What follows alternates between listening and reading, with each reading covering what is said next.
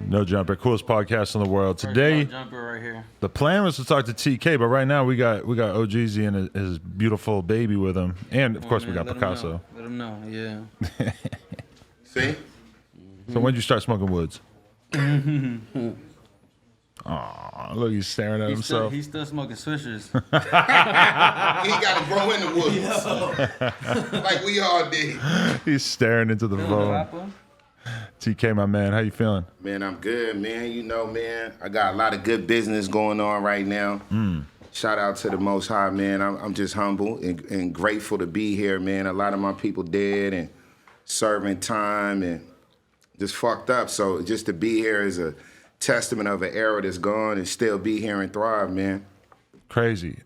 Before, as long as we got him here, talk about Ohgeesy for a second and talk about how he changed your life and how you guys met and such. Straight up. So the concept of out of all the rappers I work with, and the crazy thing, you're gonna have some come here, just the traffic, but I work with a lot of rappers in LA over the last 20 years, you know.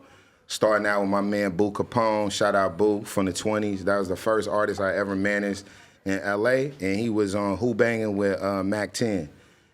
And from him to now, it's like a world of change. Ohgeesy kind of like represents something that, you know, the Latin community in LA, it's been big. It's like one of the biggest things that I can see just as a person of color living across the world and doing different shit. Like this was a giant, you know, and I felt like damn near from the time I got here in the mid-90s, I knew that if it was a Latin rapper that was able to translate it a certain way, it was gonna change LA. And I think right now, LA really don't know. Like they know, but they don't know because it seemed dumb easy right now because it's like, oh, they just got on and did that. That shit's like 25 years in the making.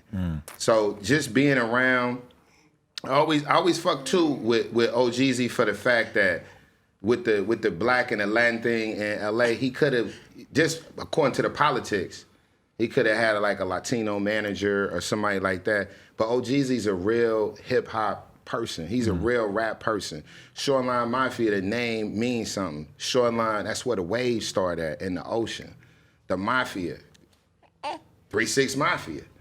You know what I mean? So that's really that. And I watched him go from that to working with like one of the greatest people I feel, like DJ Paul from 3-6 Mafia, and working with him on his debut album as well as, you know, other music. So to me, Ohgeesy, he like the GOAT. That's why I call him the GOAT, along with the music, the culture. He's sitting here with his son.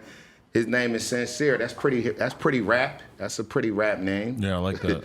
And he's sitting up in here with chains and polo on. So it's part of the culture. I don't know too many other rappers that did that. So just to have him here and to speak for the city, that I had my daughter here, you know, I became a man here. I grew up in other places, but I became a man in LA.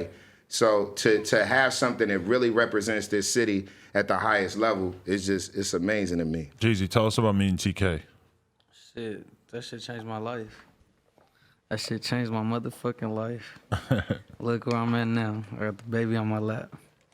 Facts. Yeah, man, that shit, we linked up and that shit just history ever since, you feel me?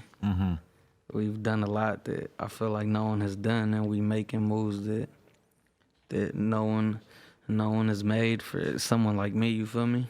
Facts. And we just gonna keep doing it. We're gonna keep breaking barriers and making history. I feel like the Shoreline album is what we're all looking forward to. I feel like that's when most definitely. Anybody who ain't tapped in yet, the album, I feel like is gonna be this big moment. Exactly. That shit definitely gonna elevate us to the next level. Definitely. Picasso, you tell me how you met TK. I met TK on my block. I stayed in a specific location. He lived, 4 doors down, and we had mutual people that we knew coming up through hip hop. Shout out to Strong Arm Steady, Crying Don, Mitchie Slick, and Phil the Ag. I used to be at their studio a lot. It's my good people, so I had a movement going, and we came together on a female rapper who was really dope. And I showed him some stuff that we had going. He was fucking with it, and we kind of came together on her. Did a run, a lot of trial and error. Stepped back for a minute, reformed.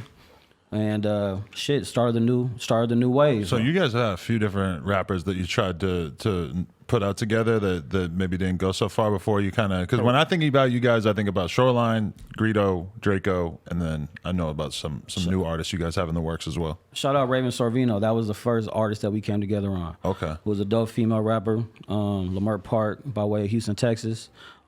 Sister Love. Damn near introduced us to a lot of new shit. She that's how I met Maxo Cream actually through her. Really? Some Odd Future kids and just a gang of people. She was dope, just ahead of her time. And you know, we kind of stepped back and reformulated. Started a Tumblr, up and on one. Started putting up new artists that I found on SoundCloud. Playboy Cardi, Lil Yachty, when they put out their first songs, kind of transpired to us doing a tape with Noisy, Young Niggas Rule the World. That's when I had Drakeo, and I found Greedo. Had Greedo's Never Been, debuted on that tape. And shit, that's what it kind of like the beginning of that wave. Really? So Yeah. were you one of the first people that like tried to reach out and manage Greedo or Drakeo? Or what? Drakeo was already had his own thing going. Drakeo was incarcerated at the time. I reached out to him, and he gave me exclusive songs, and he gave me exclusive freestyles live from the county on his first run. But I just talked to Drakeo. But Greedo for sure. Greedo, I found him on Mafia Business, was only at like 20,000 on YouTube. Wow, really? Yeah, and I got with him and shit. He was like, nigga, we gotta do this shit fast because I'm doing it moving. So he was already not sure about his legal status when you guys started working with him. Oh yeah, you know, it is what it was. Okay. But he gave me a song called Never Been that everybody knows now. Yeah. And shit, I put it on that tape. And I debuted it on the tape, and then shit, niggas was going crazy on that shit. So that was kind of like, to me, that's really like kind of the beginning of this wave, was that tape. Young Niggas Rule the World, the one that has Drakeo on the front. Definitely. Crazy. All right, so that's kind of where you guys are at right now. TK, give me the word on, like, what was, if you give people your summary of where you're coming from, how would you explain it in terms of the work that you put on earlier, where you were actually born? Because everybody looks at you like this LA OG. A lot of the younger generation definitely are looking at you thinking that you must be from here because you're so tapped in and everything. I'm just tapped. Look, this is it. I'm tapped in with the world. With the world. I'm a mud baby. So my father, I have a birth father, and then based on the culture, because y'all know I deal with Islam, that's no fact. I have a birth father that fathered me, and then I have, amongst my culture, what we call a universal father. And my universal father tapped in with everything in existence. So there's no part of the earth that I'm not gonna go. I started my journey in the physical in Tennessee. That's why I was spit out. And my birth father, he from the Midwest, he a gangster. And he was on heroin. So he didn't have time to really really do a lot of shit. But that's what I come from. My mom was a single mother, just trying to do the best she could. Me and Pete, we really bonded on that because we ain't had shit. So I ain't really had shit. I was born in South Nashville, Tennessee. They call it out south. And it wasn't shit there. You know, my grandparents, they tried to do what they could do. My mom's was young. She was trying to do what she was doing. And one of my uncles, I was about 5 years old. And my uncle came in my grandmother's kitchen, and he just said some, what we call student enrollment. He gave me some lessons. And I was 5 years old. I was powered. And I was in my granny kitchen, and they was burning food or something. And he just said some shit to me to open my eye up. And from the age of 5, I just been on a journey, and I never stopped. So probably when I was 8, my mom was big into disco, and my family, like most Southern families, they moved from the Midwest and up top. So my family, my grandmother's sister, all my people like that, they live in New York. So my mom was always getting disco records and shit like that. And she got a early thing from this record. It's a very influential underground. I know niggas born and raised in New York and never heard of it, but it's DJ Hollywood. And DJ Hollywood was like the first personality. Like Coke LaRock was the first rapper, but Hollywood was like the shit that how we move and do stuff now. That was Hollywood. And he had a record with CBS, a promo that never came out called Shock the House. And my mom's got it. And I just was listening to it. It was like the whole world opened up to me. So I was 8, then Rapper's Delight came out. It just fucked me up. And that was the journey of my life. And pretty much since then, I was like, I gotta get to New York as a preteen, as a kid, to go see my family. So we going back and forth. And my brother, my older brother Malquan, my OG Slug, they brought the hip hop. I didn't bring it there, but they brought the hip hop shit.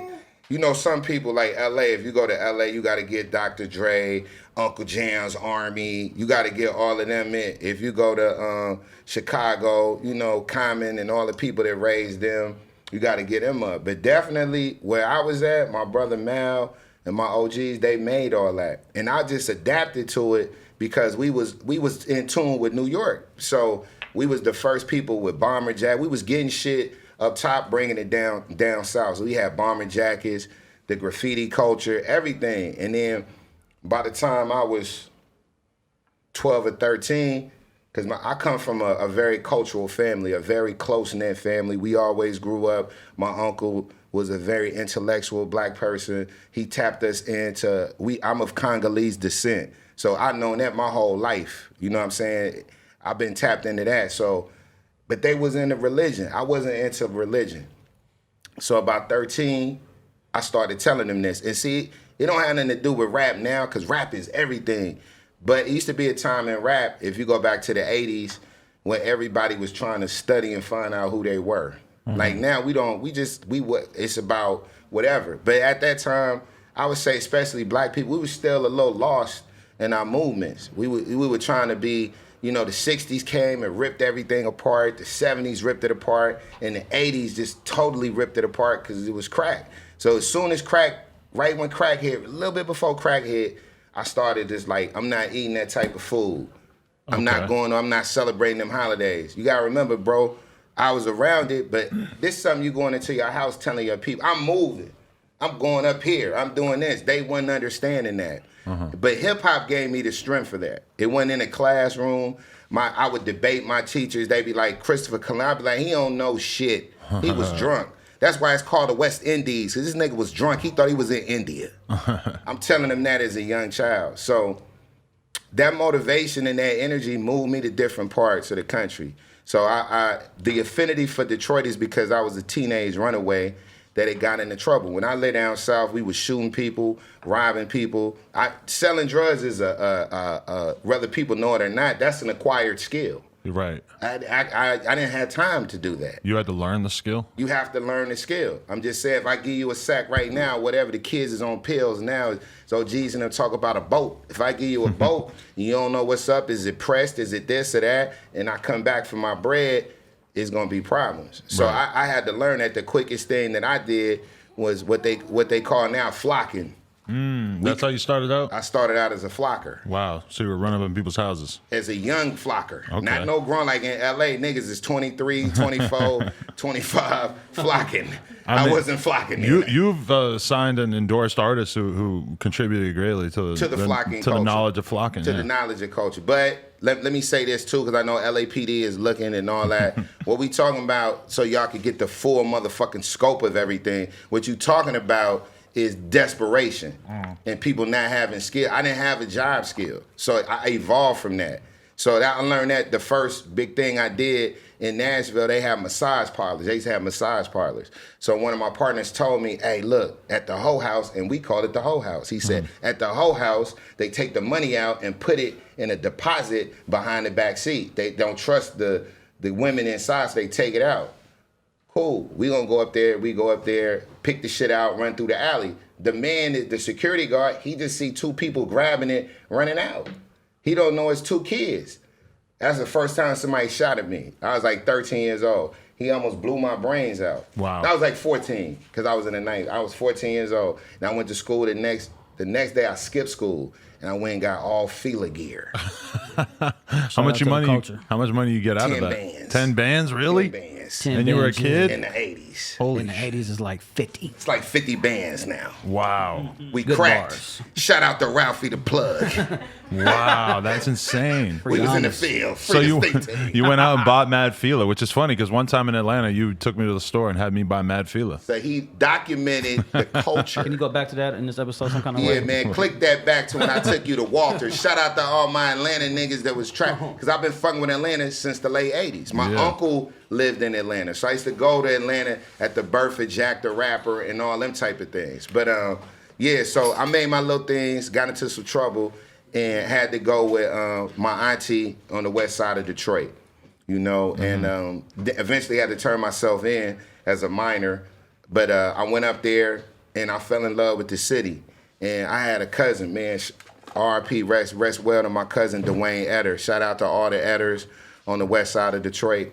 He put me onto the game, and I loved it, Adam. And at the time, you know, I'm a hip-hop person. I'm a rap. I'm influenced by New York. We going to New York weekend stuff. I got dreads, New Balance suits on. You got any photos from when you had dreads? I got a driver's license. I'm gonna have to show you. I had long dreads. When I moved to LA though, if you really know TK, you know I had the braids. They used to call me Wu-Tang. Really? Because of how I had my braids. Because nobody wore their braids like that out here. So look, I'm up there. They call me Wu-Tang. They call me Wu-Tang.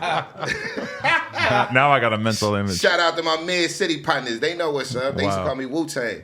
But yeah, so I'm up in Detroit. We running it. My cousin, he's showing me how to do it. They got the Coney Islands. The Coney Islands is like the that's like the taco places or the burger stands in LA. So he like, look, we go here. Our partner, he got a Coney Island. You can go there. People go in. You give them the work. You know what I mean? You can do it. So they serve it in the spot. And then they like, look, after you finish that, we got a house. I'm like, for real? So this is like my day one. And my auntie, keep it real, she was so real. She was like, hey, that's good you up here. I'm going to give you a week. I'm like, a week for what? She's like, I'm going to give you a week to get a job. So when I was in with my mom, I could do whatever I want to. Shout out Kay. I could do with anything I wanted. So I was an only child. She spoiled me. My auntie was not having it. She wasn't having it. She was like, you gonna get off your ass and do something. So got off that, got in the trade, ended up getting my head. It's a scar on my head. From what? I'm about to tell you. So that's why I fuck with Detroit too. So my cousin was a smoker. I didn't know he was a smoker. I seen him one day, nigga had fresh feeler on head to toe. I'm like, damn, you doing it? He like, I am. I didn't know he got out of rehab. So he got out of rehab. He's like my step cousin, fresh. So I seen him about 3 weeks later. He had the same clothes on. Once again, we grinding. I'm thinking like he must have went to Ypsilanti or somewhere, put in some work. Little did I know, he was smoking in the dope house.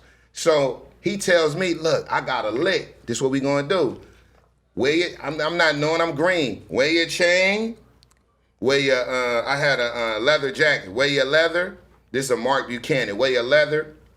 Wear your chain. Come to the Coney Island. It's this dude. He gonna have a quarter bird. You can physically manhandle him, take the shit and get it. He showed me. I'm like, cool, I'm gonna do it. Listen to that shit. Went to the Coney.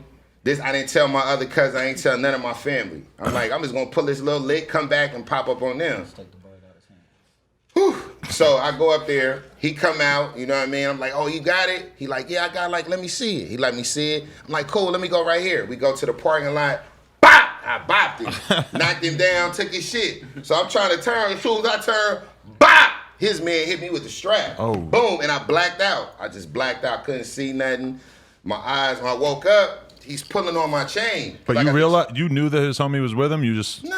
Oh, okay. They set, well, I'm going to tell you, they set me up. Oh. So... He grabs my chain, and I wake up. I got hit. I fell down. I wake up. He's pulling my chain off of me. You see what I'm saying? He's pulling the chain off of me. So I'm 17. I'm trying to fight this nigga. We going at it. I'm booping him. He booping me. Motherfucker take it. Motherfucker hit me again. Bow! I'm out. So I wake up. I got this big ass hole in my head. Blood coming down my face. So the Coney Island is right. We live off of Illinois and 7 Mile. It's right off there. So I start walking. As soon as I get in the hood, my cousin is on, like, they racing trucks. He like, what the fuck? He jump out the truck. He like, what's up, nigga? He pull the strap. I'm like, bro, it's over. He like, what you mean it's over? My auntie, she with the shit. She like, what happened to you? Then I tell her, she like, oh, he smokes crack. I'm like, why the fuck y'all didn't tell me that? So then we do some investigation. He run. So what he did was, he told him he told them I had all this money on me. And that was the deal was, he told them I was getting dope from them, and he told them that had all this money, come up there with the quarter bird, leave the bird in the car. And then he was like, y'all can stick him though. And he stuck me. And I never saw my cut. He never came back around then, tried to apologize years later. But that was my last. Never had nothing ever happen to me in the street with somebody, my family. So I learned really right then how important family was to be on point. I wasn't drunk. I wasn't high. I wasn't nothing. I only did that mistake because that was somebody that was supposed to be my family. Wow. And that taught me a lot at 17 years old. That's so crazy. recouped after that, went to New York. My brother has moved from Queens to Brooklyn. So we fucking around in Brooklyn because, I got long ties in Brooklyn. So we fucking around in Brooklyn, getting it together, getting everything. He's showing me the game, giving me everything that I need because I'm living through my brother in New York. Whatever my brother go through, that's what I go through. So in our family, we don't want him to do nothing. We want you to go to school. You not selling no drugs. You rapping. That's your thing. You going to school and rapping. My whole family, all our OGs, everybody's invested in my brother. He goes to Hunter College at the time. So he's going to Hunter. I go up there, Funk Master Flex, Chuck Chill Out, real hip hop shit. You know what I mean? So I done got my head busted. I'm like, the streets niggas is getting disgusted. He's like, yo, stay with the rap. Stay with the hip hop shit. I'm like, I don't know nothing about that. After I went to New York, retuned my battery, I said, you know what, you right. I went back down south. And at the time, I don't know, what's the boy, Yellow Wolf. Yeah. So Yellow Wolf, OG, I wrote all that when I was on the run. I just was the hip hop nigga. I'm writing all this shit for him. He's a white dude. He get picked up, Public Enemy.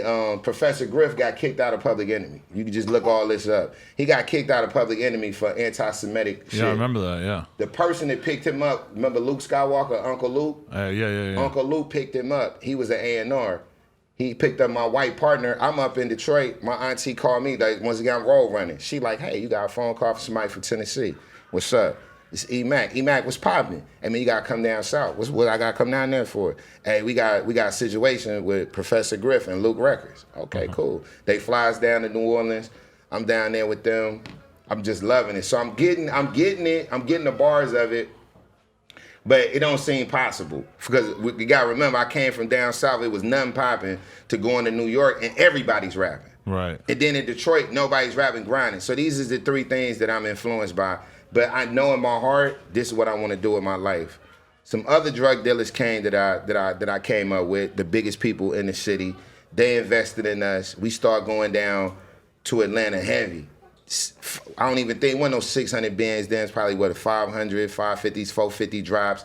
All that. We all that. Always been with the shits, bro. Always been around motherfuckers getting it. So they giving us the Benzes. We having a hotel. Used to be at the Hilton. This is 92. This is when, if you look this up too, hip hop historians, Dr. Dre, Snoop Dogg, and Death Row got into it with the Two Live, the Luke Records staff. Oh yeah. Yeah, man, I was there. Really? Yeah, man, and I slammed the famous rapper's girl. That's what I was telling you. I was knocked her, and Really? the thing went up to the room and blammed her. Wham bam. Wham bam. And then I saw Premier do it. That's when first time I linked up with Primo. Real hip hop shit, you know. I was like, this is what we want to do, but it seemed so far away. Anyway, went back, Midwest, South hustling, got my bread up, moved to Atlanta. We start hustling in Atlanta. So in Atlanta, it's separated by people from out of town and people from in town. By this time, I done been in Indiana, Ohio, Michigan, New York, Virginia, D.C., North Carolina, South Carolina. 19 years old. I done did all this in like a 2.5 year span. So I'm like, I know how people are. If I go to Atlanta, I got to link up with the Atlanta people. I just can't be like all my people from New York, they down here, they not fucking with them. My people from Tennessee, they not fucking with them. My Detroit people, they not fucking with them. I'm fucking with them. I'm down there with the Atlanta people at Walters. I'm running into all the, so-called local plugs. Running into one of my good people, Sergio. Shout out my man, Sir Joe Nunley. What's up, homie? Running to my man, he put me on to Atlanta. We on some bullshit. He put me on Atlanta. Because also what people don't talk about, they'll tell you about the drugs. They'll tell you about the good times. They won't tell you about the bullshit, Adam. You don't work the bullshit job. I come from the slums. We done did some bullshit. At the same time, we was selling drugs and whatever. We done worked some bullshit jobs and did some bullshit. We was doing like some fake construction shit at this mall in Atlanta. Fake construction? Fake, because you sign in down there. They had temp companies. We sign in. And all my Atlanta niggas know about the temp companies. You sign in, do the warehouse shit. We went up there, linked in with my niggas, sign in, and then I go all day learning the streets of Atlanta. I sign in, go learn the streets, come in, sign out. They pay me. It's fake. It's a fake job. So through him, I learned the streets. I started running into projects that's no longer there. That was close to where we was. I think when we came out of Walters, I was pointing like I used to be up around these blocks. And to all my Atlanta niggas, those projects are called Grady Homes. Very famous. If you there's a hospital by it that all Atlanta people know called Grady Hospital. And if you from Atlanta, they call you a Grady baby. So we was over there with the Grady babies and man, making it happen. At the same time, shout out to Naeem Ali, who's one of the most powerful black men in the music industry. Naeem was working with Dallas Austin. Okay. At, what was Dallas label then called? Rowdy Records. Naeem put me on, you remember a group called Illegal? Y'all probably don't remember Illegal. So. Illegal was two rappers, one looked like Redman and one looked like Tretch. Lisa Left Eye had him. Well, the one that looked like Redman, his name was Jamal. And me and Jamal was just, we clicked. So he put me with Jamal. He's like, yo, you should manage Jamal. I'm like, I don't know about that. But he put me with Jamal. We got together. Shout out Jamal, Molly G. Wild little nigga. I remember you a grown ass man now, so shout out Molly G. And I linked with him. And then I think from being around him, I was like, it could be possible for me to manage a rapper. It could be possible for me to make this as outside of what I was doing. Cause we was doing shit, it just wasn't working. It was unsuccessful. Moved to LA. Changed my life. My brother, Malcorn, had a connect with Bobby Robinson. Bobby Robinson is a famous New York street dude. And he was like, yo, if your brother move out there, it's a demo tape, your brother move out there, he should go link up with Dr. Dre and them and do that. I'm the representative. I supposed to come out here and meet Dr. Dre. What connections did you have that were going to get you to Dr. Dre at that time? Bobby Robinson. Right. But he was going to get me to doc. Remember, this ain't no smartphones. Okay, ain't no texting. Ain't none of that. No networking available. No, now you get out here like a nigga on it. That's old school. A nigga I'm going to be out there Tuesday, July the 30th. That's it. A nigga come, you don't come, that's it. We supposed to link up with Dre. We don't link up with Dre. My cousin that's out here, he like, fuck all that. Nigga, let's go up there. We press the line. So we go up to Death Row. We go up through the Interscope. We go up through the building, past the security, make it upstairs. It's some Crip niggas from Long Beach. They looking at us like, oh man, they about to fuck y'all up. He like, hey, cuz, come here. Cause you gotta remember, we got braids, long hair. We just look like LA. We just look filthy. They know you ain't from there. They knew, but they knew we was some street niggas, and we had, we wasn't up there. We was trying to make it in the rap game. They pulled us upstairs, smoked weed with us. It was like, you lucky, them niggas ain't here today. We exchanged numbers. From that exchange of the numbers, one of them connected me to Warren G's uncle. Ryan G, I think that was his name. He was like a ex-Marine militant dude that was the instructor for all of they shit for Warren G. Then from there, we got in with the Twins. And then I went to, linked up with MC8 with, I can't remember, it was a big producer for them. But this is at the end of all of that shit. And we just kind of was moving around. And then I was like, probably in LA for 6 months, I was like, we not getting no bread. I linked up with Maxine Waters, who's a famous black congresswoman. She got me back in school. So I went to a school called Community Bill. Bill Clinton made Community Bill for the hood. Okay. All the gangsters that was around in 92 when he was campaigning, he gave them a spot through Maxine Waters called Community Bill. And it's still around today. It's not over there. I think it's in Lamert. But I went there. And that's when Keita Rock was there. I got one of his homies here today, Conrad, I'm gonna pull up. Keita Rock was there. Big Al from Grape Street was there. And my man Tariq, who was one of the Ansars up north. And he gave me the name Tariq that I carry now. So he was like my ambassador. So that's what TK comes from? TK, it comes from, my mother named me, that's where the TK come from. Okay. But, Tariq Khalil, that's what a lot of people know me that. And then if you really know me, you might know me they say a lot come in a lot of names. 99 attributes. So I have a lot of names to people in my culture, but I just stick with TK because I represent a lot of different things. But he gave me that right there. And then from there, I just started smoking weed with Hoovers and learning shit with Keita Rock. I get in the car with him. He drive me around. And he used to call me all type of shit. But these were my instructors. And that's how I kind of learned LA. And then 6 months into it, we wasn't making no bread. I said, let's go to DC, me and my cousin. So we went to DC because we used to always fuck with DC and Virginia. Shout out my man Tay. And we started hustling, came back. I was like, I got to do something. So the end of 96, I came back and I had my mind focused. I said, I want to bring my people. So this is my godfather's son in Tennessee and my man Divine, that's my brother. And Divine, he out here now. He been out here since then. He been out here since 97. So we just started hustling, Adam. Rap hustling, meeting people. Some of the first people I met when I was in Atlanta, I met Chase Johnson, AKA Chase Infinite. And that's who managed ASAP Rocky, Playboy Cardi, what else, P? I mean, just a significant figure in West Coast of New York. For sure, definitely.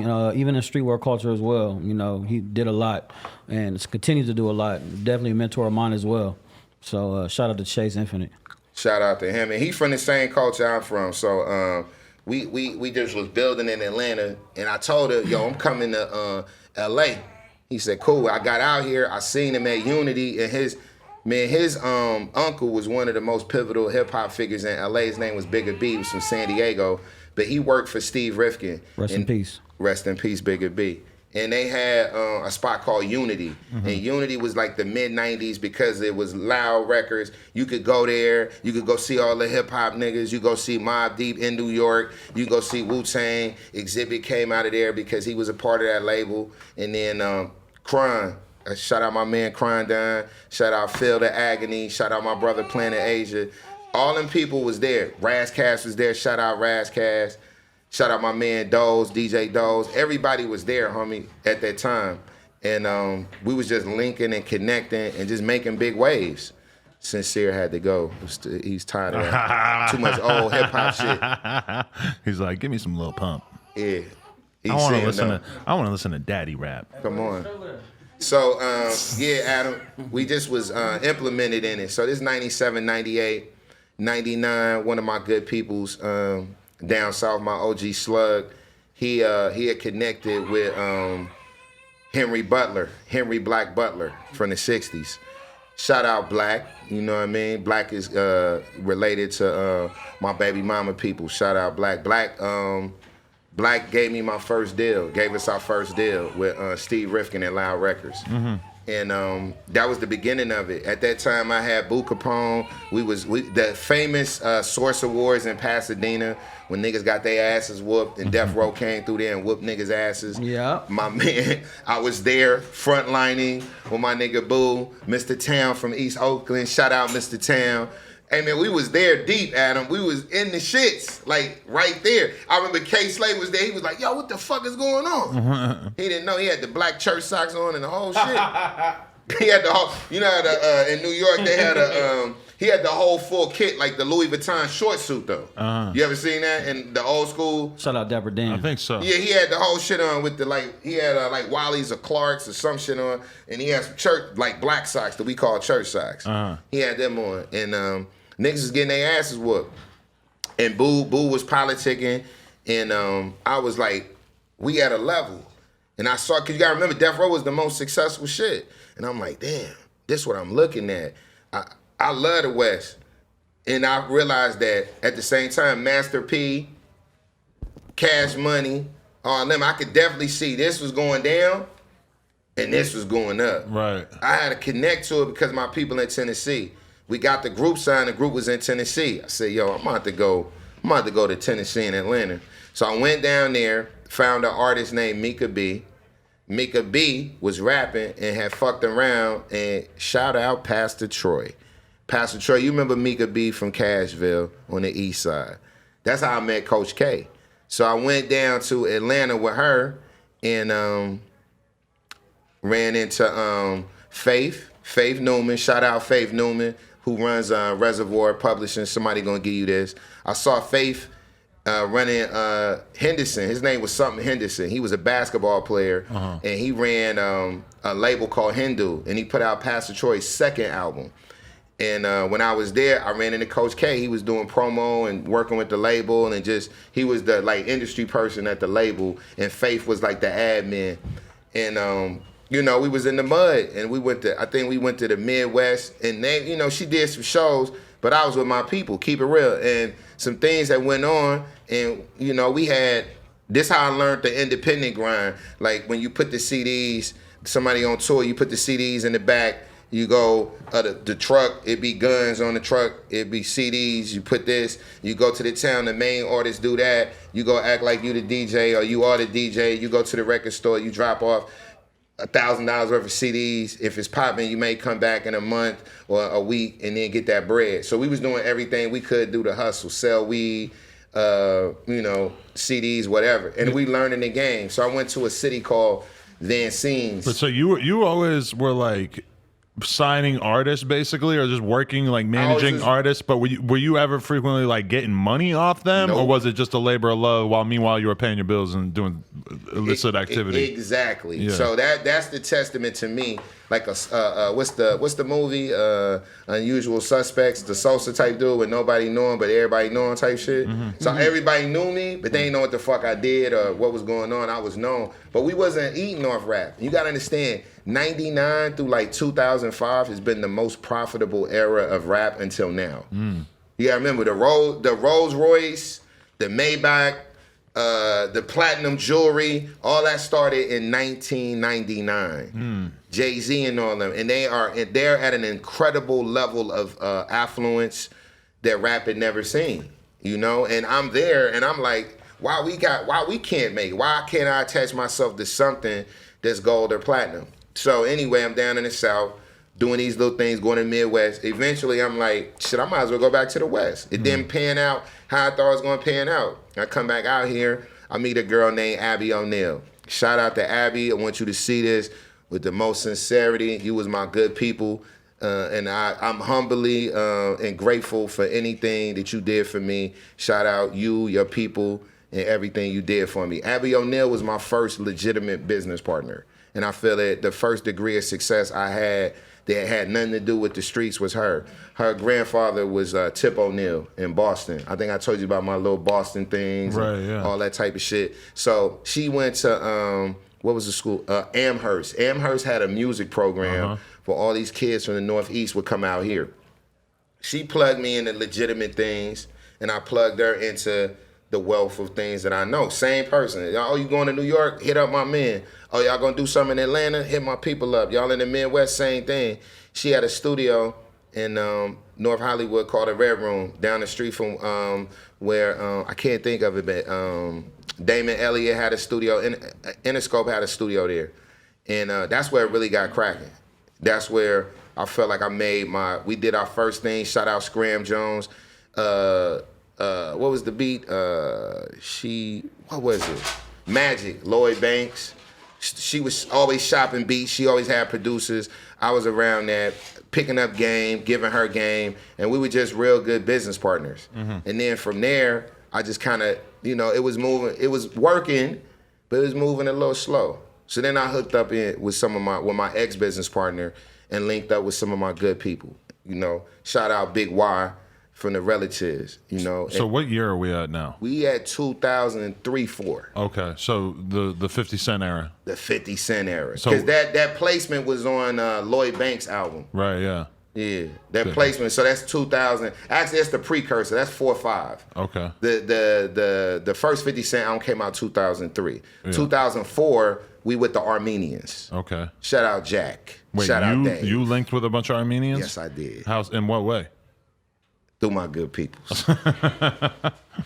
You know what I mean? But was this a big deal to you? Like all of a sudden you were tapped in with the Armenians? Yeah, or? for sure. Because the Armenians are the closest to like the Italians out here on a lot of things, if you know what I mean. There's a lot of truth to that. Yeah, so we if you know what I mean. My good Armenian people. Shout out East Hollywood. Well, my Shout girl out is Armenian, Glendale. and my girl has frequently advised me to not get into business with any shady Armenians. She's like there's the dude trying to get us to like rent to use his rental cars for free. She's like, you don't want to owe anything to him. You don't. I know that type of dude. You don't want to be dealing with him. I'm like, oh, okay, I feel Well, you. you know, we went through it, and Dave and Jack were real good dudes. They got some money legitimately and plugged us, and we put out Crazy Bone, his solo record. I can't think of the name. It was the one that Lil Jon did the single. We put that out, and then the Relatives from Inglewood, you know, from Crenshaw Mafia and Weirdos, good people, real good. That Y is my man right now. He's most famous for Teach Me How to Dougie, Cali Swag District. That was his group. Classic content. Classic. Teach me how to Dougie. We were Classic, just listening to that. classic, man. So at this point, I'm with the people that I'm with, and we deciding that we want to do the New West movement. This is people like Glass Malone. Shout out Glasses, man. Shout out my him. man Glasses. He's supposed to come through. You got to tell him TK. Tell him TK was telling the story. Okay. He had a song called 100. I got 100 Crips and 100 Pirus, and it was buzzing in the streets. And my ex-business partner was we go to the Def Jam shot. He's shouting out different people trying to help the record, and he ended up dealing with Mike Lynn and Aftermath and all that. He was with Game, and then he did his thing. Right. So we watched him go. So then we had a rapper that I developed. His name was YG Hootie, and a lot of people know him from the Brick Squad. And the song with Kendrick. Right. And you Right. probably, I don't know when Ice Burgundy, shout out Ice Burgundy, shout out BZ, shout out my good peoples. Ice Burgundy probably tell you about his Brick Squad stuff. Oh, yeah. Hootie was one of the people that was involved in that Right. from the LA thing. Okay. So he was from Compton. So I had him, got him in the source, all the shit. Then he got with Waka. And during that part, you had, you ever heard of El Dorado Red? Oh, yeah. We work with El Dorado Red. We work with Hootie. We working with all these different underground rappers. Nobody really cracking. So That's the crazy shit about your whole story. Sorry, it's just like add a little context, but is that you just kept grinding I just all kept these years. I didn't give a fuck. I knew, because once again, and this the greatest thing I could tell you to any kid, school is never going to teach you who you are. Your parents, sometimes, unfortunately, I just told this, me and my brother had a great build today. If you really love yourself, you got to look at every person around you, and you have to accept them for who they are. That's why I said my pops did heroin. I'm not mad. You don't hear me bashing him or nothing. That's what he was. I wouldn't be the person that I'm here now. When I was young, I hated him. I was mad at him. Why you got my moms doing this? Why we living like this? Then I seen the man that he became. He's a withered person. He's a man of regret because he never stood up. See, if you never take opportunities, it leaves you as a shell of a person. It's better to be defeated through attempts than never to try anything. Right. Because it just leaves you as a person of what ifs. So I was like, no matter where I was at, I'm gonna do it. And then some shit happened to me, and I sat down. And when I was sitting down, I met P. And all of the things that I told you about, P was like he was a wild guy. I would see him move his car. You know, in LA, you gotta move your car on different sides. And I would just see him like, Hard times. yeah, move his car. No, in the morning. Like, But you ain't had to do that in a while, right? Nah. I mean, You got a driveway now, right? I do, but in the back, my girl, she got the car. Shout out to my girl. I just got a lot of bad memories of having to move cars, wake up at 6:30 in the morning to move a car. Jesus Christ, that's the worst, bro. Nah, I'm just saying, yeah. So that's how I'm seeing this fool. Okay. So I'm in my baby mom's spot with her grandmother's spot, and I'm coming out and I'm seeing P. And at this point, I do want to do it, but I don't know what I want to do again. Then he always moving. I saw P actually. P was a really good rapper. I don't know if anybody knows that from this generation. He was a really good rapper, and he was on he was on Two Dope Boys. That was the spot they was on. Remember that? Yeah. He was on there. So I saw P in the studio, and I always wanted to work, just get to know him. We start talking, him and Raven working. I get a part of it. That's 6 years ago. So my real journey started 6 years ago. So imagine all that history I told you, Adam. It don't mean shit 6 years ago. Right. 6 years ago, we on Fairfax. It's popping. Me and him get an office. It's popping in Raven. Crooks and Castles, the Hundreds, A-Life, Fresh Jive. Man, I'm just stores everywhere. I know this shit. Like, I watch this shit come up. And it's like, I don't know nobody really. Because I've been out of that loop. Picasso, he know everybody. Raven, they know everybody. They walk down the street. Everybody talk to them. They fucking around. I know street people, but they don't know this scene. I had to acclimate myself like that. And I made it. He'll tell you our first things, me, him, and Raven dealing with each other, me calling people, they had to sit me down and say, yo, you can't talk to people like that. That's not, you can't talk to nobody like that, TK. You were wilding out? I wasn't wilding out. I'm from another generation. And that's how we would talk to each other forcefully. Yep. I learned the new generation from Picasso and Raven. That's why it sets the love. And then from being with them, like he said, P has a great taste for fashion, music, girls, food. So being around him, you're going to run into all of them things. So I'm running around him, and I'm running into fashion people and the girls and the music, and we just wanted to make something tangible. We made it tangible with Noisy, and it started popping. And then from there, Drakeo tape was popping. And if we're gonna talk about Drakeo, hold on. Let's Rodney, talk about Drakeo. Come on. This is Drakeo's main man. Shout out to the Ruler. I just talked to Drakeo today. He's in good spirits. He's fighting this case.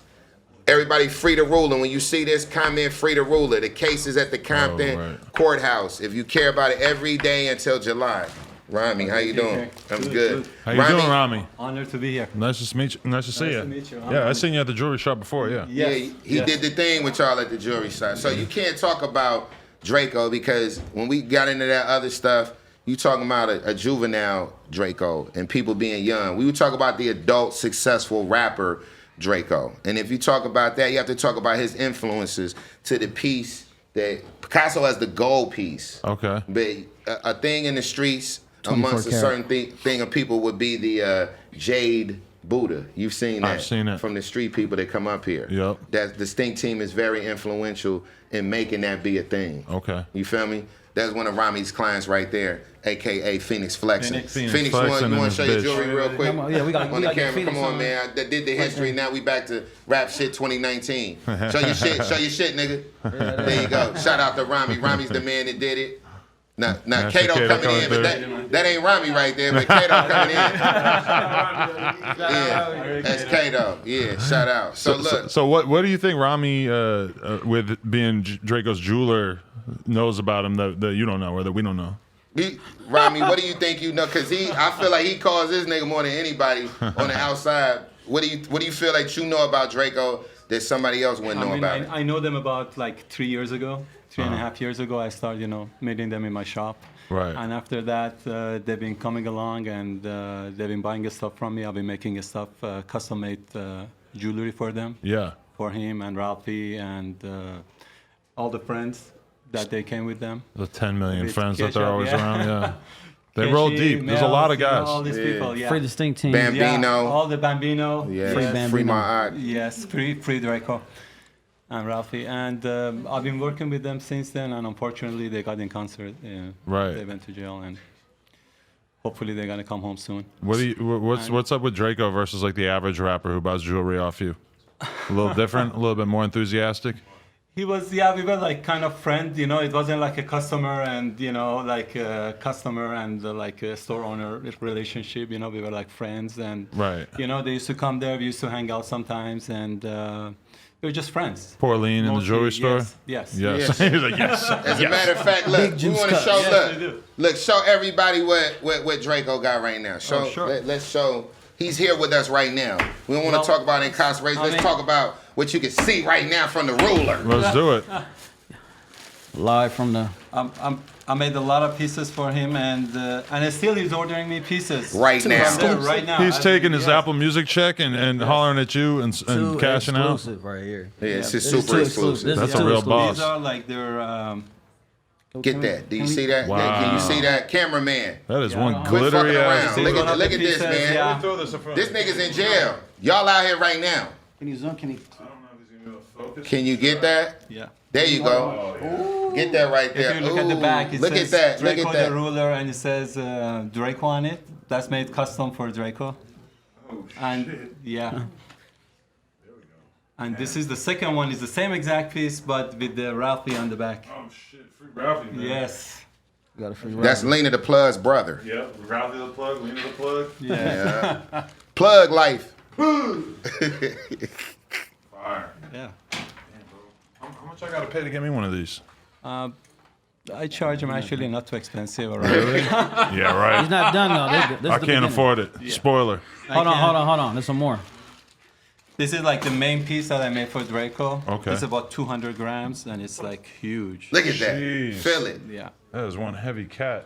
Look at that. Free the ruler. Look at that cat. Free Draco. He's coming home to a good ice. Yeah. Draco. That's Draco's. He doubled up on Ralph. This one he ordered before he go in. He get inside. Yeah. You did that one for me, Rami? What up, Frankie? You want one? Yeah. You came back from Greece just to say what up? Just for TK's interview? Come on. I never thought I was gonna see you again. This one he ordered while he was in there, Okay. and I just made it for him. Oh shit. Who is this dude? They got. Stink liner That's from the off stink. That's the the stink meter off of Boondocks. Boondocks. Okay. Yeah. Oh yeah, that is the dude from Boondocks. Okay, now I get it. Yep. Let me ask you this: Why you spell stink with a C? Try to explain that You for have to people talk out to there. him. Oh yeah, you have to ask him that. Yeah, gotta we ask him gonna, that. yeah, We shut up, man. You know, in a couple of months we'll talk about that. You know what I mean? How you feel? Well, so give me your opinion on where Draco's at in terms of his case. Is he going to be getting out in the near future, or is it going to be a minute? You know, I never do this because, you know, law enforcement, they doing their job, Right. which is to look and investigate. I feel like a legal process will be done for our good brother. But he's going to trial right now, He's right? in It's trial been going right for a now. couple weeks. What I will say is Draco is an exceptional individual. He's a goddamn fool. And One of the best rappers ever. when you put them together, you have a unique character, and he's in great spirits. Really? Yeah, he stopped court proceedings because he had to change his Burberry shirt. What? How you get Yes. a Burberry shirt for court? He is the ruler. He just does what he's got to do. Huh? And the judge was like, I don't care who you are, sir. The court will start. And you need to put your goddamn shirt on. I could see him trying to do that. He's that kind of guy. I love that shit, man. Yeah, he 'Cause called me. That's He what we wanted live to, for. he wanted to make sure that was in the article too. That's writing an article on him. He wanted to make sure that they knew he had a Burberry shirt on and some Margielas. So if they watching, make sure you put that shit. in Draco there. the Ruler is a man who loves his shoes. He is. So That's a look, fact. this is he does all our stuff. What you got? Show the Well, he I does got all my Ralphie's stuff. stuff also. Yeah, you Ralphie got we ordered, want to yeah. keep them alive. Okay. So this is keeping them alive. This is if you're gonna do the streets and the tradition of the streets, you got to show what's up in the incarceration, so all the kids can This is understand. Ralphie's piece, the same piece, Yeah. but the small version of it. All our Baron people get 70% off. Phoenix said that Definitely. our Baron people get Phoenix, man, hey man, Shout out to Phoenix Phoenix. chest. 80% off. Good, yeah. He looked good. We got to have them sit down, but before we had to have Rami come in because of what he means to the culture. And this Yeah. started from the streets. This is on 7th and Hill. Y'all come down to Rami's on 7th and Hill. But for the people in the culture of LA, they understand the significance of 7th and Hill and the jewelry district. Yeah. From the streets of LA. Yes. Because that's just where all the old Armenian fools are out there selling their wares, right? I wouldn't say that. I would say that our Armenian people, they're the good people. But I Yeah, would yeah. say that really where it goes down to in the history of LA, it's a meeting place, good and bad. And I've had some great relationships there over the last 6 years of my life and transformed a lot of things that I'm doing. So if it wasn't for him, we wouldn't be here with our jewelry. And me and Rami putting it together. So I wanted to, My pleasure. It's an honor, sir. come on, man. I want to let everybody know we coming with something together. So yeah, that what you was talking about, you gonna get that. Okay. We coming together. Okay. On our own jewelry. Yeah. Us together, our whole jewelry line. Yeah, it's coming together. Matter of fact, Speaking of the jewelry, look, hold on. Hey, where's Stella? Somebody go get Ron and Ron it's right there. Ron, where Low at? Go get Low, man. This is Rami. Rami, you can see this. I want you to. This Man, is Ron real all quick. tatted up now. Yeah. Ron looking like a Rob's gangster. stuff and Rob Vicious and stuff and everybody. Rob is in the back. You can talk to Rob on I that. just got punched by a baby. Wow, that was unheard of. He's really vicious. Frank, you got a baby now? That's Alpha's baby. Oh, all right. I thought you say, damn, this nigga went to Greece and got a Let me baby. see. Nigga Let's bought give a some love baby. on camera. Yeah, look.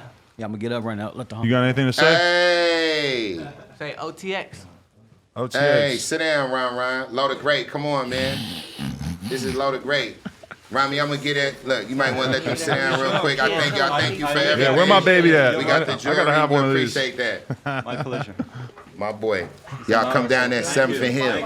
Appreciate you, Rami. Thanks for coming through, man. Yeah, thank you so much. Appreciate it. You got the jewelry, man, so it's only right. This is Loaded Great. He produced.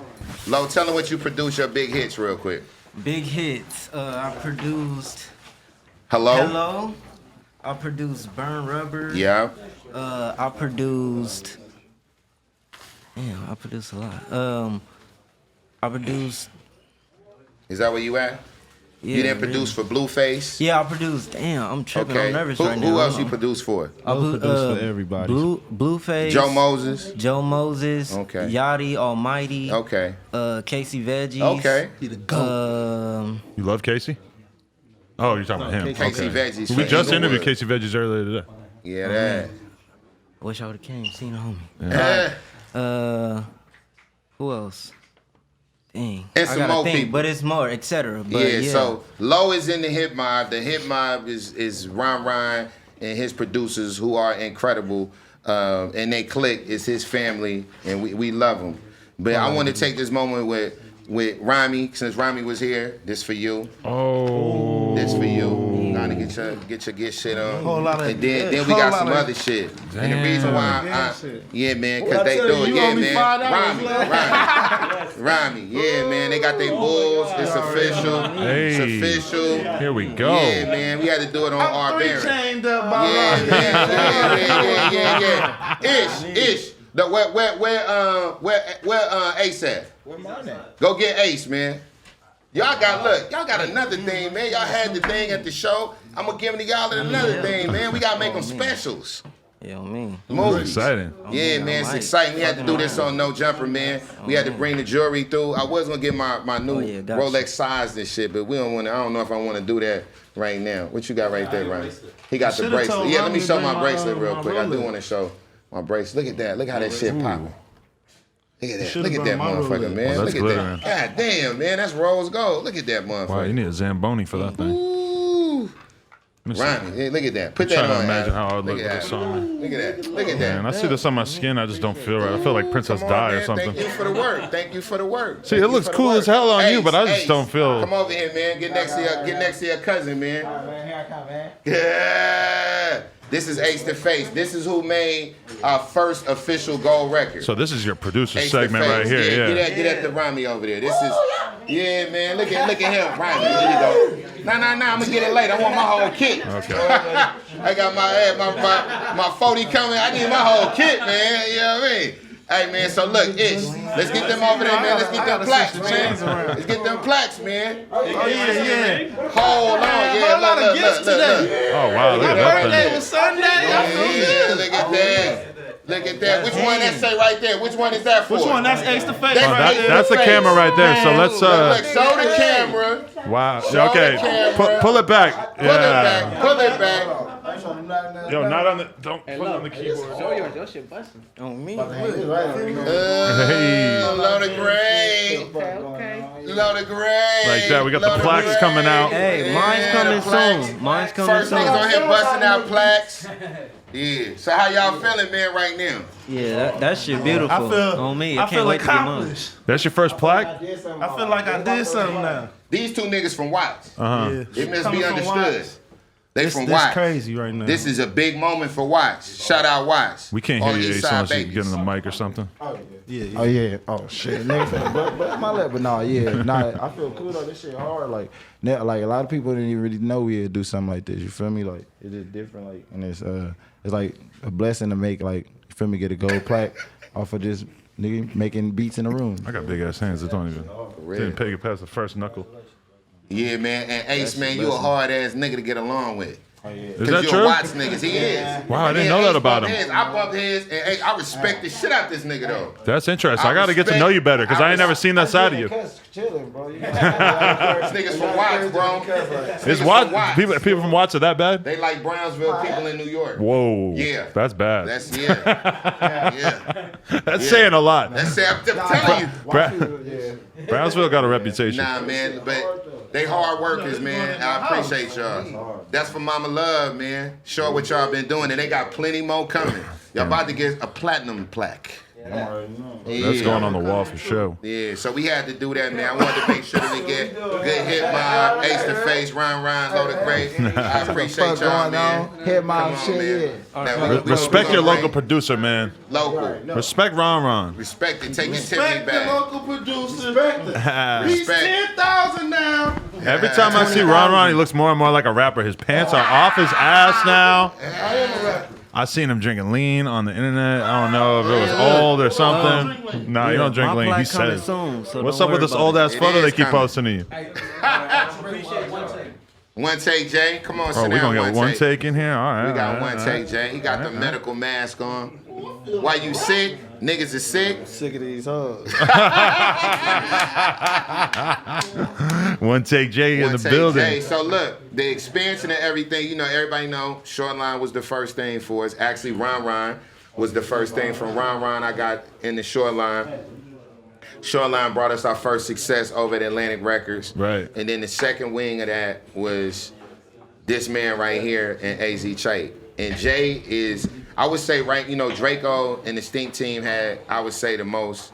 Like, it ain't a lot of fake Shorelines as far as trying. It's maybe some fake Ohgeesy. Oh, bro, let me tell you. Fake Ohgeesy. I hear kids rapping who send their songs in, and I'm like, oh my God, this is just Ohgeesy, but it's just some kid from Kansas or something rapping exactly like Jeezy. But it ain't no fake Phoenixes But and fake Rods. They trying to sound like fucking Phoenix too, for sure. You can't do that, though. It don't sound right. But so wait, okay, you got your label situation after the Shoreline shit with Atlantic, and then Jay was one of the first people you started connecting with? Yes, sir. So we did our thing. Our label with Atlantic is called the Machine Works. Our company is this R Baron, meaning that's where everything started from. That's the bull, the trademark, which has the represent for the Wall Street bull. You know, the Merrill Lynch bull. Yeah, when Yeah, you're in that's downtown Manhattan, you seen that Downtown statue? Manhattan. So come on, man. That's I did a what little meet and greet I've there been one looking time. at that since I was a kid. You feel me? Wanted to put symbolism in that, and that's what it is. It represents the highest level of American capitalism. Okay, and that's You feel R me? Baron. That's R Baron. So anyway, Jay had the streets going. Me and Jay first meeting was when we had the homeless drive outside. Really? Really. Whoa. That's the first time we met. So No Jumper is a very pivotal part in what we do. That's crazy. Yeah, that's the first time he came out Wow, that's and wild. met with me. And he had the streets on fire last summer and going into the into fall and into winter, and it was only right. We just started getting together and just doing it. Jay is an innovator. I say he has the most, like you said, that amongst them, as far as the black rappers, he's definitely the most imitated rapper in LA right now in his style. That's a fact, and it's documented on SoundCloud. Jay, talk about linking up with these dudes, how it went down. Oh shit.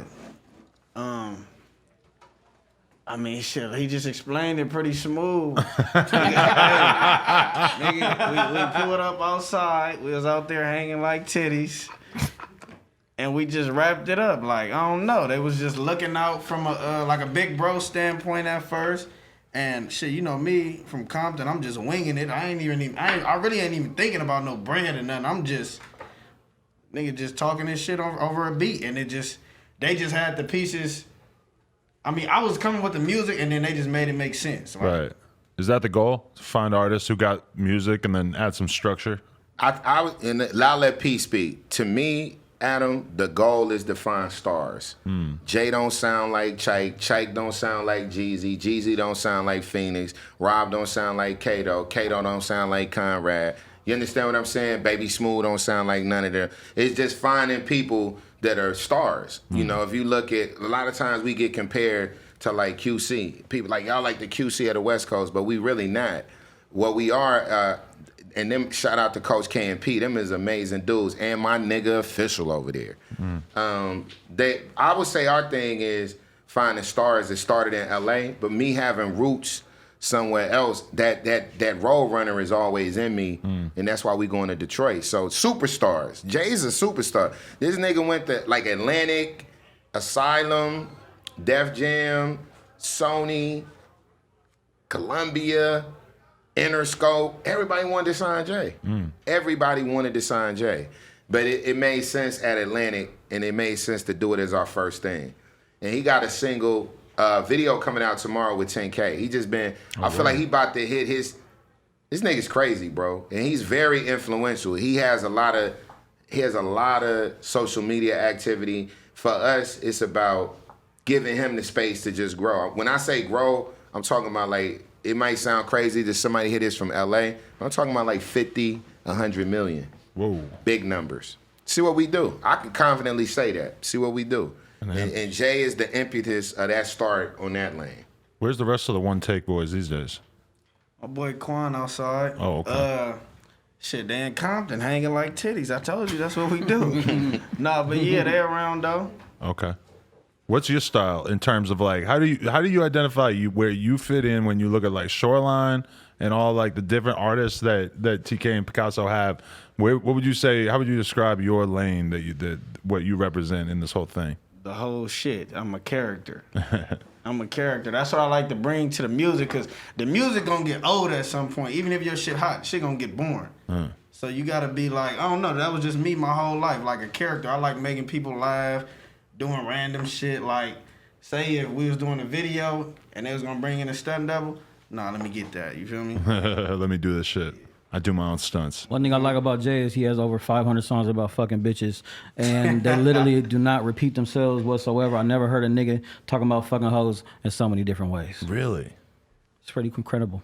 That's interesting. What that tell you? What is it? Yeah, is that something you got a lot of experience with? Man, hey, look, we're gonna keep it confidential. Nah. Fuck it, yeah, I got a whole lot of experience in that. It's crazy because I feel like Drakeo is one rapper who never talks about girls.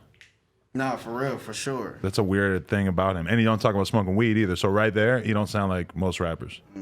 Facts. One Take brings a good party vibe. He brings a fun element, and he's giving you punchline after punchline after punchline. Yeah. You know, that's what I like about Jay's energy. I'm trying to think of how to get that point across without sounding like disrespectful or whatever. But yeah, you guys got all these troubled ass, violent, crazy rappers, and then Jay's a little bit more of a positive, fun-loving vibe. Not saying that you ain't done shit, but no, I want to say positive. This motherfucker he's out the door too. Okay. Listen to his music. Right. I never heard somebody, like he said, P saying it nicely. I just never heard somebody rap about fucking bitches just so raw and smiling. Right. I think that's what it is. He engages with the smile. Shout out DJ Fu. What's up, my nigga? Yeah. Oh, they got DJ Fu in here? Damn. Yeah, that's my guy, man. Fu was fucking with us once again on that journey. Introducing Baby Goth. Nah? What the fuck? We fucked up, Fu. Wrong episode. That would have been fire, though, right? It would have. That would have been fire. And that would have been like a moment. Or Lil Xan. Pull him out, yeah. Shout out Lil Xan, but I know all about all that. Fucking with Fu. Fu's up on shit. Fu's my nigga, man. Shout out DJ Fu. Yeah. Okay. So Jay's part of what you guys are building now. Like he's the artist that is he like the main focus of what our band's on? Him and fucking Chike on Atlantic. They the ones. We have to go see what Chike at. Bring Chike in. They the ones, bro, because they going neck and neck doing something different. If you look at their numbers every week, what they doing, they not chasing other artists. They just sticking in their zone. And like the West Coast, we not like South Florida. You know me and you shout out early fucking with X and everything. You put me on to the South Florida scene. You put me on to the golf scene. You put me on to all of that shit. I didn't know any, once again, I'm telling you, I'm re-entering, I probably was year 2. When maybe year 2 when I got coming around on that. I'm like year 2 in the new music, like me understanding music at that point. Well, you had taken a step back for a minute and you felt kind of lost? Not even that. I just think that once again, you got to talk about losing for so long. If you talk about the story, everybody tell you when they up. When you losing like that, and my girl is like, you got so much potential, why we not there? That like the shit is like if you with your girl and she like, damn, Adam, then it's like, we cool, when we gonna go to the next level? So that's what it is. You know you got. No, I'm just saying, I said that shit. I said a lot of that shit too, but at the end, we have to move forward to to do it, and I felt like that's where we at right now. Him and Chika, that forward movement. Hell yeah. You know what I mean? So shout out to them and mixtapes coming out. Tell everybody the name of your mixtape. Oh, the name of the mixtape is gonna be GOAT. Goat. I'm the fucking GOAT. Hey. You heard that? There And it it's an goes. acronym for? Or you want to We get ain't that gonna do out? all that shit. You gotta wait We till gonna let 'em we talk, gotta wait yeah, till the we gonna let mixtape 'em come talk. out. Oh, you got a new meaning? Yeah. Okay. Yeah, y'all gonna like it too. I'm trying to think. There's a lot of different good G words, so. Yeah. Exactly. Come on. Gotta do with I've been talking about hoes. titties. I've See, been talking about Frank- hanging like titties all day. Yeah, you said it out there as soon as I saw you too. And look, speaking of titties and hoes, hey man, we bringing the Freaknik back. Oh, for real? 2 weeks. 2 weeks. LA, your first Freaknik. In 2 weeks? In 2 weeks. For him, J Nick 1 day, Chike Nick another day. Wow. 2 days. Food, females, music. You got to do that shit with the cucumber that I seen girls doing in the club on Instagram. They got the cucumber in the club, and the girls are all just deep throating it. It's fucking crazy. I was there, Freaknik, at all the popping Freakniks. Was it that crazy? It was. Look, this is my story. I don't even want to go into the hoes because it was some wild shit. I seen niggas fucking outside, all type wild shit, bro. It's like, you know, like you sitting there, you chilling, and girl, like, yeah, you get it. You like, what? Motherfuckers is fucking. Like it ain't nothing. Laughing and taking pictures and shit. Now these are some of your mamas. How do we bring that back? Yeah. I was seeing them hoes out there. I know some of you niggas in Wisconsin, Indiana, Alabama. Was it the just mamas something in was the freaking air? Atlanta. Something in the air that girls were getting it cracking that would not You know otherwise? what it was? It was unbridled black sexuality. Wow. Straight up. It was it. It wasn't a lot of like the drugs the niggas was on. People was just on coke back then. The ecstasy wasn't popping. They was on coke. That was it. Keep it real. What motherfuckers want to admit it or not. It was The a good lot old of coke. days. Huh? The good old days. That was like the perk of the back in the day. Okay. Somebody bring, what you got? I got the powder pack. Oh, she's on. That was a 30 perk back then. 30 30 perk. perk. Some good yowza. Call it a 30 perk. But you know what I mean? That was what was going on back there. But we bringing it back. So you're going to get invites. Everybody getting that. Chike Nick, motherfucking J Nick coming I'm 2 ready, weeks. man. I'm definitely coming. Yeah? Nah, I think I'm going to be in England. But otherwise, I'm definitely coming. Yeah, we'll send your people. Chris will be there for you. He'll grab her ass for you. Chris off a perk right now. For sure. Whoa. Where's Chike? They told him to pull up. And Chuck will be right back. We got Kato and Phoenix and Rob walking out. Yeah, so let's bring them in. Jay got a studio session anyway. You Yeah, gotta he go got big get hits. One take, ready Jay, for my some man. more shit. Appreciate you, G. Yeah. Respect and one take, Jay, for coming through with the mask and just With the assuming that mask. there's probably some sort of contagious disease available right here. Yeah. Kato. Master Kato. Kato and Rob Vicious. This is one of your good people right here. Bro, how good was that when Selena Powell was like, she's like, I'm going to hang out with Shoreline Mafia. And I'm like, which ones? She goes, the black one. I go, there's man. 2 black ones. Jeez. I don't know who she is. That wasn't man. you? I don't know who that bitch is. They were trying to throw that on you, but it wasn't you? Which is the member of Shoreline that was talking to Selena Powell? Nah, she Was it you? I ain't gonna lie. Exactly. I ain't gonna lie. She hit a nigga up. I was off that quick. You don't need that I in was your off life. that quick. No. You guys need that in your life. Yeah, so we gonna have to squeeze up there, and y'all gonna have to scoot down a little bit, okay? We'll get everybody in. Damn, man. We're getting real complicated with the camera angle right now. I don't got Right Trying to fit all this gang in here. Yeah, this is it. Hey. Kato, tell me about Lincoln with TK informing and taking Shoreline Mafia to the next level. Shit, we met this nigga at Bossa Nova. For real? Oh, God, we was at Bossa Nova. This nigga was like, I could change your life. Nah, You signed this contract. not like that. It's like But the Illuminati. Everything he said was gonna happen. oh, God. Happened. It did happen. Everything he said. He But was where like, were you guys at in terms of your career? Like you guys had just started to get really your buzz going off the Shoreline Do That tape, right? That was when you guys were first starting to get cracking, but you didn't really have a manager or any kind of like business direction. no manager, nothing like that. That shit was early on. Uh-huh. Oh, God. Hey, let me get some. What that is? Bro, was Shoreline Mafia just sort of like not a thing yet before that one tape? Like you guys were doing your thing, but it hadn't really caught on yet until that tape with Ron Ron? Nah, it was already a thing. It Yeah? was already a thing, yeah. But I feel like before Ron Ron, you guys were rapping over beats that weren't really working for you, and that was the change. Yeah, I guess you could say that. I mean, shit, we had already had like some songs out that was hitting like hundreds of thousands. Right. But yeah, when we met Ron definitely is when we did the 2 songs that like pushed it over the top. Yeah, because you guys were rapping all those fucking goth beats back in the day. All those videos you guys took offline. Goth beats? Nah, they still online. Oh God, I never rapped on no. You guys delete them and then they just put the kids download it and re-upload that shit right away. You mean like the fucking, like I guess like the SoundCloud rap stage? Yeah. God, Nah, this they is so still up. confusing It's not having the enough songs is mics. still up. You go on SoundCloud, go way down. The songs is up. Oh, on SoundCloud? Yeah. Okay, but not on YouTube for some of them. Some of them I seen that the fans are doing the re-uploads. All of them on YouTube. I've seen all this type of shit from years and years ago. Phoenix, tell me about TK here. Shout out TK, man. Man with the plan. Facts. Phoenix is a cold piece of work. What do you mean by that? Cause he's one of them. He want it done. He stay on it. I need it. TK, what's going on with this? What's going on with that? I need it done. Rob is like a young old nigga. He like somebody I grew up with. Looked at you like, what? Somebody his daddy age. That's how he acts. He's young though, but he act like a seasoned veteran. And then Kato is our wild spirit. He's the wild spirit. He's our ODB. He's just the wild nigga of the group. What makes you capable of managing all these wild ass gangster rappers? How do you hold it together? A lot of people would maybe think it would be impossible. Yeah, Atlantic asked me that all the time. I believe it. They asked me that Shout all out the time. Atlantic, drop that album. I tried to get Atlantic to sign an artist who was definitely a gangster rapper one time, and they were like, hell no. They were like, we don't want all that problems. I feel like Shoreline is it's really like a collective. If you break it down, it's in a group. The project came out in a group, but it's a collective. I have Rob touring on his own.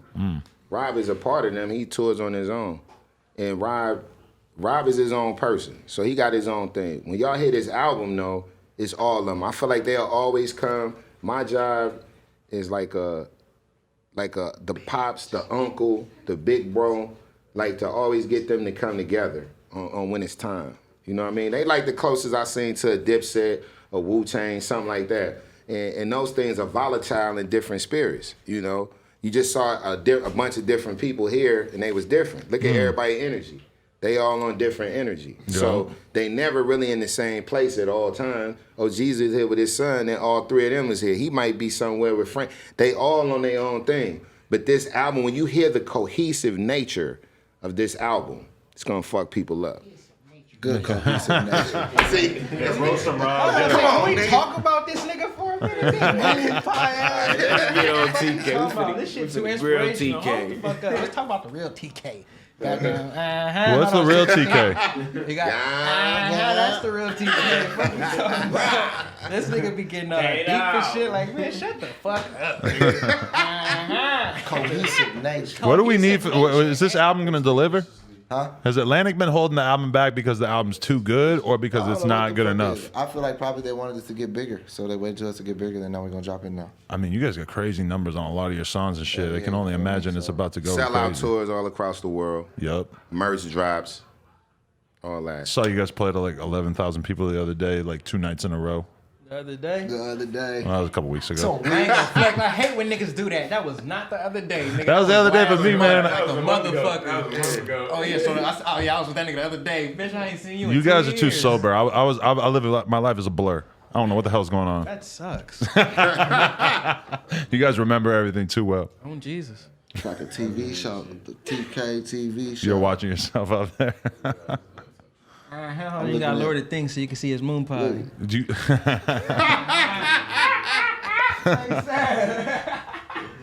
Is it a challenge keeping the group all on the same page ever? Since everybody is such different people and Yeah. like kind of wants to go in different Niggas in directions. different chapters. Yeah. This the first time they've been together since the show. For real. Straight up. Lie. That's a lie. probably rare though. Really? Right? Sorry. I was with him like. All of y'all, all three of y'all? Yep. Well, it's a fucking lie I'm then. playing. Hey, all For three me of us, then. yeah, No, I'm just playing. I ain't seen you. Right. Hey, God damn it, nigga. Yeah. They do their thing though. It's like the closest thing, like me being around the Woo back in the day. It's like it'll be a 2-man team. Right. It'll be a 3-man team. It'll be a little bit of this. It'll be of that. Or like Jim and them, just like the Dipset. You'll always see Jewels. Hey, TK. And Stop comparing us to people. Dipset though. You want to be compared to That ain't Dipset. no bad shit. Bitch, I'm Rob Vicious. You are Rob Vicious. I saw Rob Fisher's almost getting into it with fucking DJ Drama because you wouldn't do the drop. Yeah, That's right. You was there. You was there. Let's talk about Nigga said, you ain't gonna do the drop? Like, no, nigga. That nigga said, I'm gonna talk about you every time you come around. He was supposed to do a drop. He was supposed to just say, "This is DJ Drama," blah blah blah. And Rob did not want to do This it. DJ Drama looking stupid because I ain't doing this drop. That's what this drop gonna sound like. You ended up doing it, but it was kind of a half-ass one. No, I did. It was half-assed though. He's like, see, that's all I needed. Like, shut your dumb ass up. You know you want some more, nigga. Fuck you talking You about? know you want some more drops. Bananas. All right. So I don't know. What are the changes that you've seen in these guys since you first started working with them? What could I say? I seen. You don't know. No, I can't. I had to shit. I seen Rob. Rob got he like. Rob was 19 when I met Rob. Whoa. Yeah. Rob was he's the baby of the group. Barely legal. So yeah, he wasn't. No, he was 20. He had 19 turned 20. I think he just turned 20. No. He was. It was some shit. He was 19 turned. He was. Because you put it in your rap about some shit about hitting the nigga something about the 20. You said some shit. But One rapper said 21. then he said 21 on the other shit. But down the line. Nah, nigga, I'm just saying, I met you. You was because your birthday's September, No, right? it's cool. It's okay. Yeah, This nigga, about I met you. you. This about you. Nah, I'm just saying, it was like August, nigga, when I met you. All right, then I was 19 then. Because you was 19 turning 20.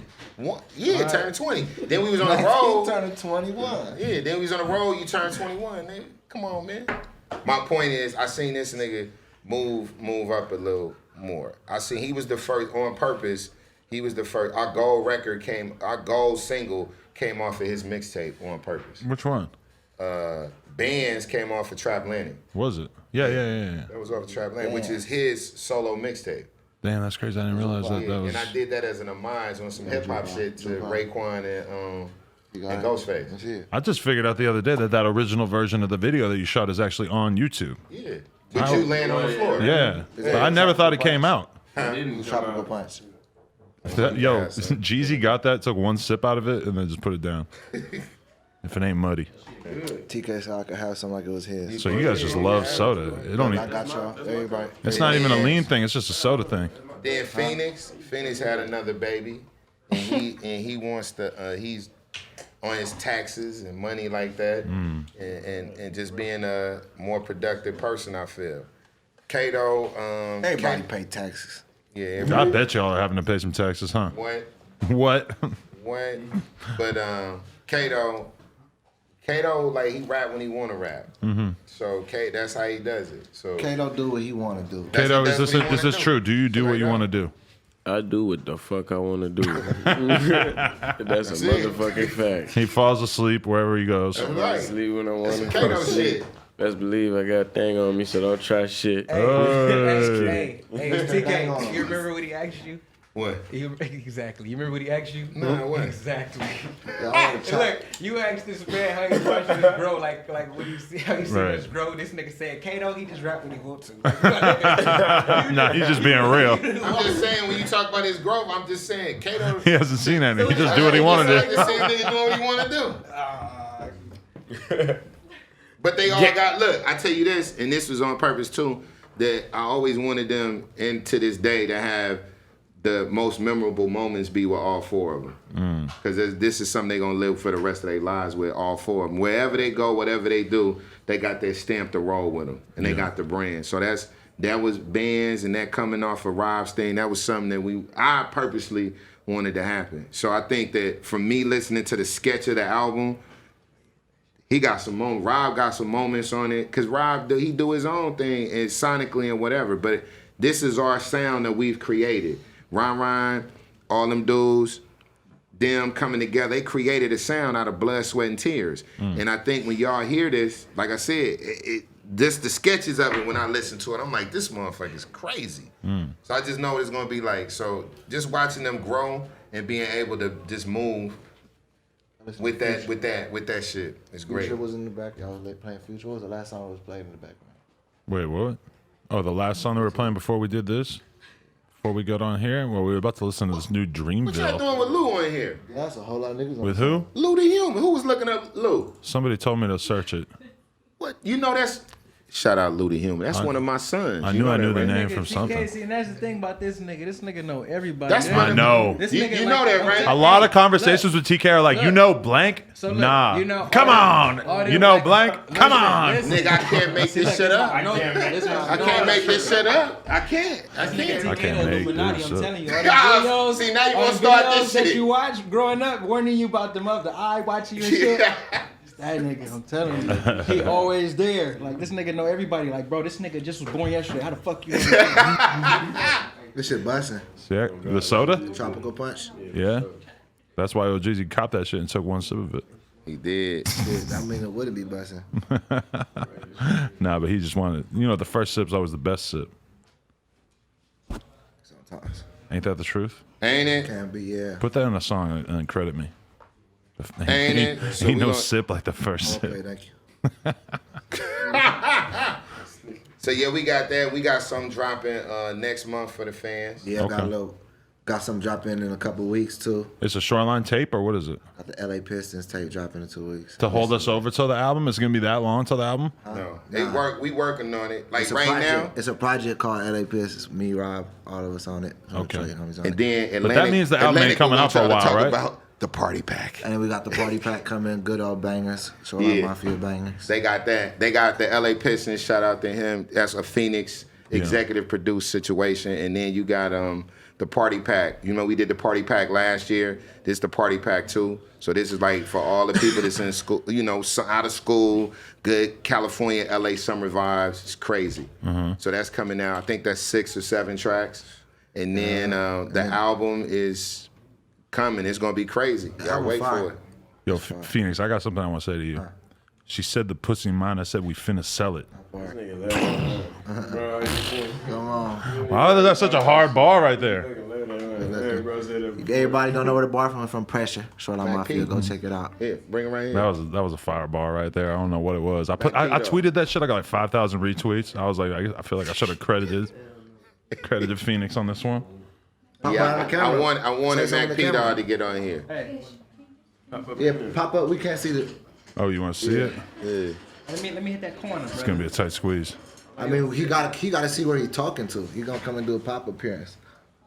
Look, Yeah. He ain't got no mic. There over we go, Mac P Dog. So you talk about one of the growths is the extension of the brand, and OTX. And if you get into that, then you're gonna have to get into Mac P Dog. Mac P Dog Me has and a Mac P, single. boy, you pussy need a maxi. Come on. Nigga, I don't know why you ask me. It's gonna be a stretch, but Nah, I can talk from my head. You good? This nigga been doing interviews like a motherfucker lately, huh? You good? Yeah. Yeah. Yeah. So Mac P Dog is the extension of it. He got a single out right now on the Machine Works Atlantic right now with Ohgeesy. And he got a new street single coming out with that's out right now with Brody.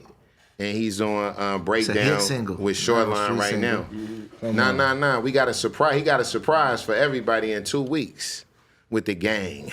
Yeah. Look, okay. Knock With the him gang back. on Atlantic. Ganging. I gotta fire whoever let all these flies in.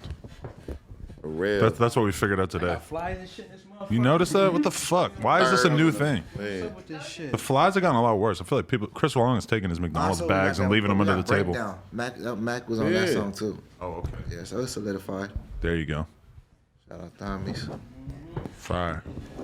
Yeah, so I wanted, Mac P Dog is coming doing his thing, an extension of what we got going on. So I think that's what you see when you see the growth of Shoreline. You see people such as yourself. I think that speaks from him being around and rapping to now being able to live his dreams by them being on, and an extension of that and making his own career now. Yeah, That's what's Big up. facts. big ones. That's a Fendi fact. That's a Fendi Fendi Phoenix fact. fact. So I think y'all good. I'm gonna bring in maybe some more producers. Get our good producers in and get some food. I'm ready to go home anyway, nigga. I love you too, Rob. Vicious. Got some gifts for you, man. Where they at? Let's bring them out. Yeah, I'm gonna bring them out, man. gifts, Yeah, I'm gonna bring them out, man. Come on, You got let's the finish chain? with it. I got one. I want a chain too. You got change. Y'all getting y'all's at the big platinum thing, man. Don't talk- spoil it for the city. And you got yours first, nigga. you got yours first, nigga. Right. What the fuck? All right. Thank you, Rob Vicious. Bitch, I'm Rob Vicious. Hey, Vicious shout out human No being. Jumper, but I got a jumper though. Hey, so Yeah. let's That's what bring they all say. who we got now. We brought the hip mob in. Is Jug out there? Yeah, come on. We got Jug and we got Bruce, and then we're gonna bring the new ones in. Hold on. You got a back. Look at this guy. See, that's some Kato shit. Forgot his bag. Yeah. BB sagging. Yeah, Adam. I wanted to make sure we gave out plaques. We had our jeweler. I think I got some of my spiritual guys out there too, and then we can wrap it up. All right, yeah, we got an hour and a half in right now, so if we want to get them in here, we could They coming definitely in talk now. some shit. You know? Yeah, we coming in now. We can't, managing like, I don't know, like 17, 18. The people that aren't here though, shout out to Baby Smooth. Baby Smooth is not here. Oh, he in couldn't Detroit. make it. Couldn't make it. He's in Detroit. Okay. I know. Shout out Frankie to Danks in this people know. bitch. Frankie I got my Danks. first single on the way. Yeah. You rapping now, Frankie? That's what you were working on in He got Greece? me on the feature for Oh, sure. wow. You rapping now, Frankie? For real? Nah, Bruce. Come on. Sit down, I Jim. might be producing. I might be rapping. For the record. Yeah. We out here.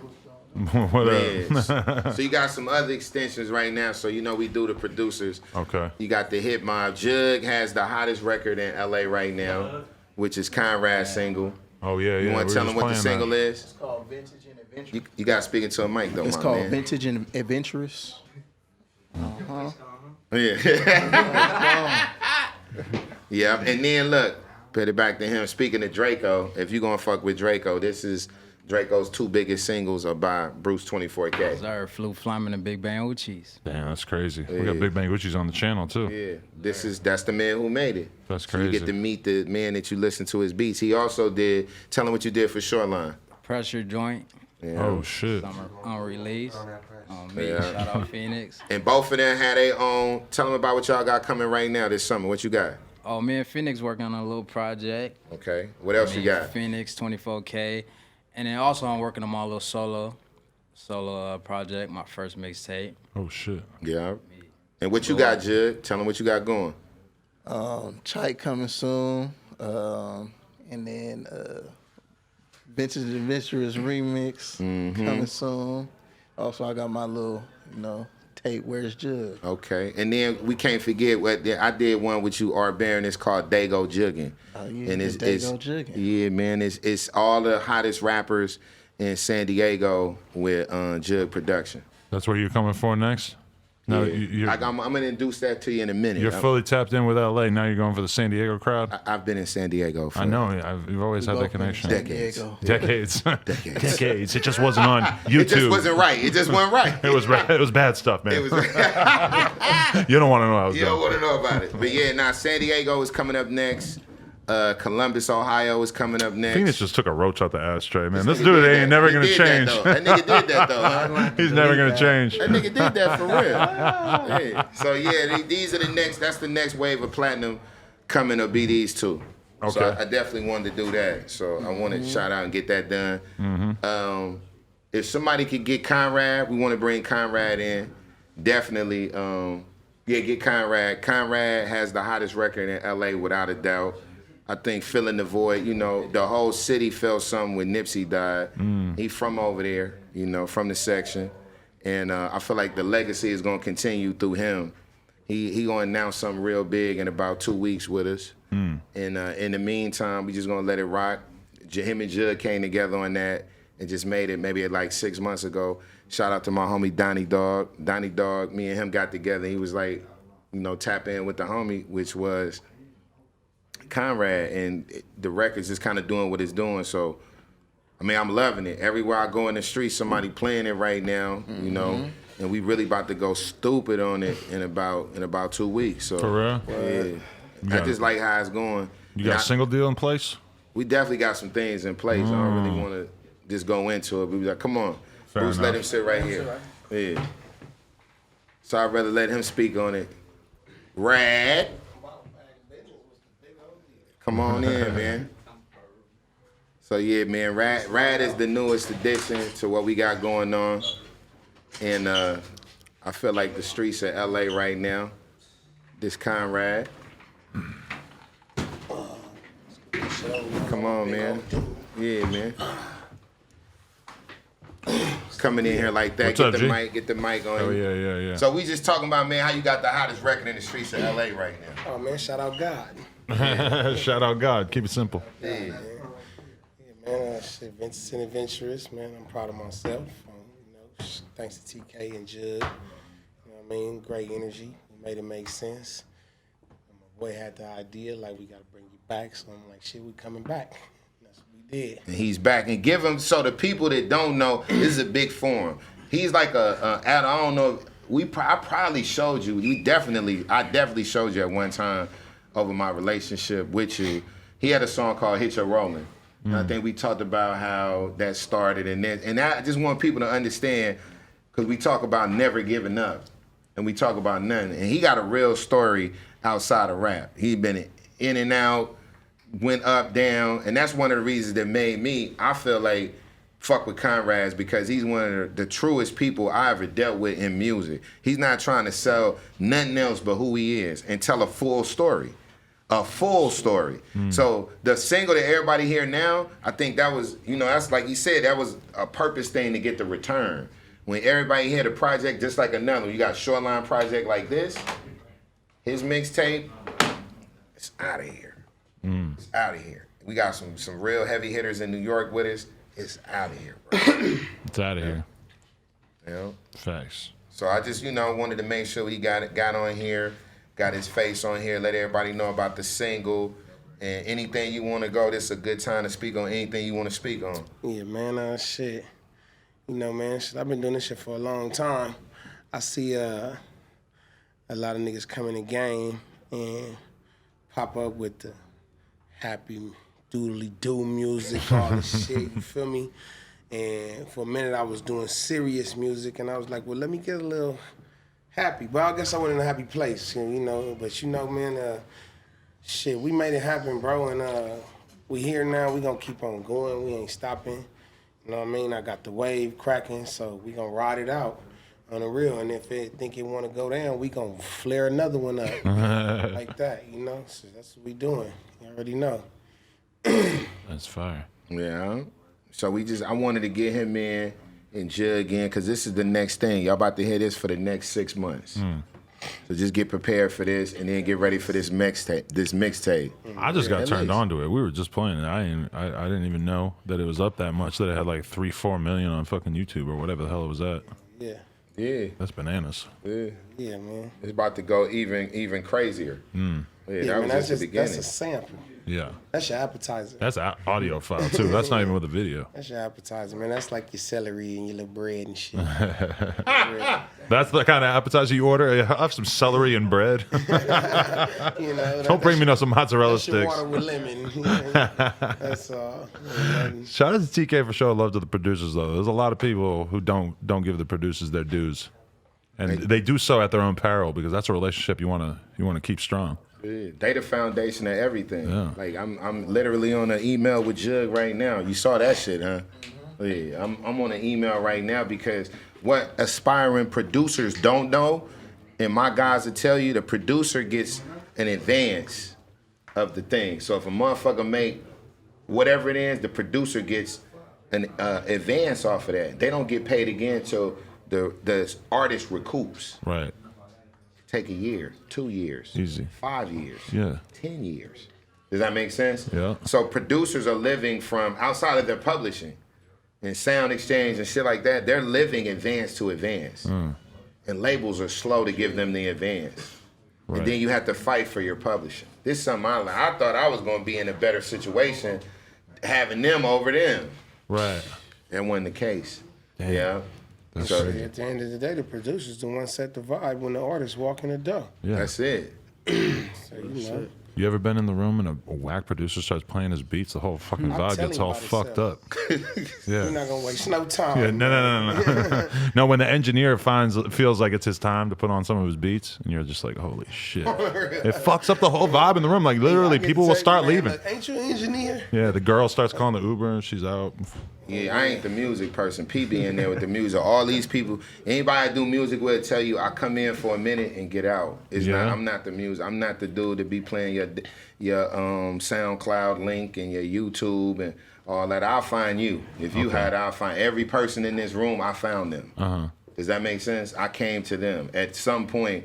I came to them and said, hey man, it's something. I don't know what the fuck. But you don't like to micromanage the music. You're not getting in there and fucking picking apart what songs should sound like. You keep a reasonable distance. They all bosses. I don't. First of all, every rapper, no matter who you are, you're the best A&R possible.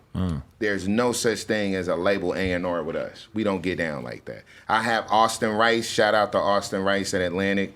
But Austin is the great because he knows not to get involved. Right. And what I mean by getting involved is the creative process. Yeah. You know what I mean? Every man called. I was in the studio with Rab 3 nights ago. He just amazing shit. He sent me a record. Jug, they all sent me something. Mac, Peter. I wouldn't sit down with nobody. Right. That's the history of music is people doing what they doing. You feel me? So we just want to make sure that it happens. Yeah. Facts. Yeah. So speaking, I want Jug. I know you was doing. I want to give Jug a shout out. I want to say I got my man in here from Dago. Okay. So we do Dago. I want to bring Mitchie Slick in. Oh shit. Yeah, you gotta bring the G in. This is my long coming person. Jug, let Mitchie sit right there. We gotta do that interview one day, Mitchie. Hey, you gonna get that. That's a good one. What's up, little homie? What's up, my guy? Man, yeah, Rad telling me you that. Yeah, man, you know. I heard the song y'all got too. What's up, bro? Yeah, man, you squeaking on there, man. What's up, homie? Yes, sir. So with him? You know it. Mitchie Slick in the building. How you feeling, man? Oh yeah, give me that right there. Well, yeah, that's our family right there. We got Gorilla Leaf. Gorilla this ain't Leaf. even weed. This Shout is a out to really King heavy Trub. leaf. All right. Yeah, man, that's super heavy. You had one of these? Oh yeah, get into the homies though. Yeah. Where Damon at? He right here. All right. So yeah, Slick, I've been he had X up. Is that right? He did. So X was in a group with him, Strong on Steady. Okay. Yeah. Me and Slick go back like 15, 16 years. Right. Yep. He was pretty much he's the foundation of what's going on down there. Okay. And when you have to look at even people that certain type of rappers, like LA was always LA. LA is like a monster, a virus. They always just did what they did. But the Bay always had their thing. And the Bay would skip over LA to go to Dago. So when I was around Slick and all of them people, that's how I really got into the like I feel like LA now we on a hybrid. Okay. If it makes any sense. We took shout out first of all. People never do it. I've done it on every interview. Shout out to the Bay Area. The Bay is the home of the new sound in California, without a doubt. Sure. They did it. And I humbly admit to that. I respect the Bay. Shout out to All Black. Shout out to Offset Jim and my East Oakland niggas. Shout out to KE over there across the water in Frisco. I mean, it's too many people to shout out, but I fuck with the Bay heavy. And Slick was, I work with, Mayonnaise, dealt with. Slick is my guy. We've been dealing with each other for years. And he had a spot up in the Bay. I would go up in the Bay with him. He would put me on with different Bay rappers. So it was only right if LA was going to take the Bay sound and do something with it. I had to go to the original people in Southern California who was knocking it. You go to their different neighborhoods. They playing so many different genres of Bay street music. What's that? What it was San Diego cast, homie. We really didn't have the industry to lean on, you know what I'm saying? So just the direction that the Bay cast was coming from with the independent aspect of it is what made us gravitate a lot towards the Bay. See, in LA, LA artists from outside looking in, they had superstars, you know what I'm saying? And it's hard to be dope amongst Dre's and Snoops and all that. Right. But when you're in these other back cities, you got a little bit more action being an independent artist. And so therefore where LA artists might be like, he ain't got a $500,000 video, they ain't really checking for him at a little while. We still would check because we was familiar with the independent struggle, you know what I mean? Right. So a lot of artists like 40 is like I noticed like a Sugar Free or independent artists like that damn near be bigger in San Diego than even where they from. Like a E40 is like Jay-Z in San Diego, you know what I'm saying? Yeah. Mac Dre is like Jay-Z in San Diego, you know what I mean? So, you know, that's where the Bay thing come from. And then me being able to just go to the Bay, like in the Bay, it ain't a joke. You go to the Bay, homie, you touch down, you let them know you in the Bay. Before the day is over, you got 10 songs with 10 of the cracking this Bay artists. It's a little different in other places, you know what I'm saying? The Bay is with it. They wide open, you know what I'm saying? You can come and do your thing, and they embrace me. Sure. They embrace me, straight up. I started going to the Bay in 99, homie. I shot a movie up there with some of the homies called Get Paid Entertainment. I don't know if y'all know, but the homie Juice, he locked up right now. He caught a little situation in Seattle, but shout out to my brother, man. He had Get Paid Entertainment, and he invited me up there. Shout out to my brother, rest in peace, Janky. Janky. It's another brother like TK to me, man. He's like also like the father of San Diego, like getting together and getting out of the our own backyard with the music scene, you know. Jank was shooting a movie for Get Paid Entertainment, and this one day, man, I met everybody from the Bay, like everybody from the whole Ye was in the movie, from the Mob Figures to Yuck Mouth to Seth the Gafflers to Big Herm, like cats that was like booming in the Bay. Juice, who else was in the man? Everybody from the Bay was in the movie, and from that day on, man, it was a big connection. So that's where it come from. Just to elaborate, TK, you know what I mean? Yeah, that's crazy. Yeah. So now that we kind of got our feet in, we want to. You know, that's why I was saying we got the Dago Juggin', and we got another project I'm doing with Thomas Terrell, who's like the main video guy down there. And he deals with everybody. So I just think it was only right, man, that I go down there and touch them people down there that I done seen in the Southeast and different places. So I can't do that unless I fuck with Mitch. You know what I mean? So Mitch he got that, and he got a real good situation down there with his good people. We got a artist that we working with together, Bad Damon. Damon, you over there? Yeah, this my eye too. Pull up, homie. Yeah. Damon crazy. He kind of like I compare him to like Game when Game came out. What's up, G? How you feeling? Assalamu alaikum. How you doing? I'm good. All right. Yeah. So Damon is kind of like, I'm gonna send you his shit too. Like he coming out. We got a mixtape that's dropping July the 13th with Trapaholic. You remember Trapaholic? Oh yeah. Yeah. So we got the return of Trapaholic. We doing like 3 mixtapes. The first one is it's called a Art Baron Takeover, and it's gonna be in it's kind of like for our thing in Hawaii. I got all the artists out in Hawaii. Oh wow. So that's July the 13th at the Republic in Honolulu. You guys love Hawaii, huh? We love Hawaii. You Same know here.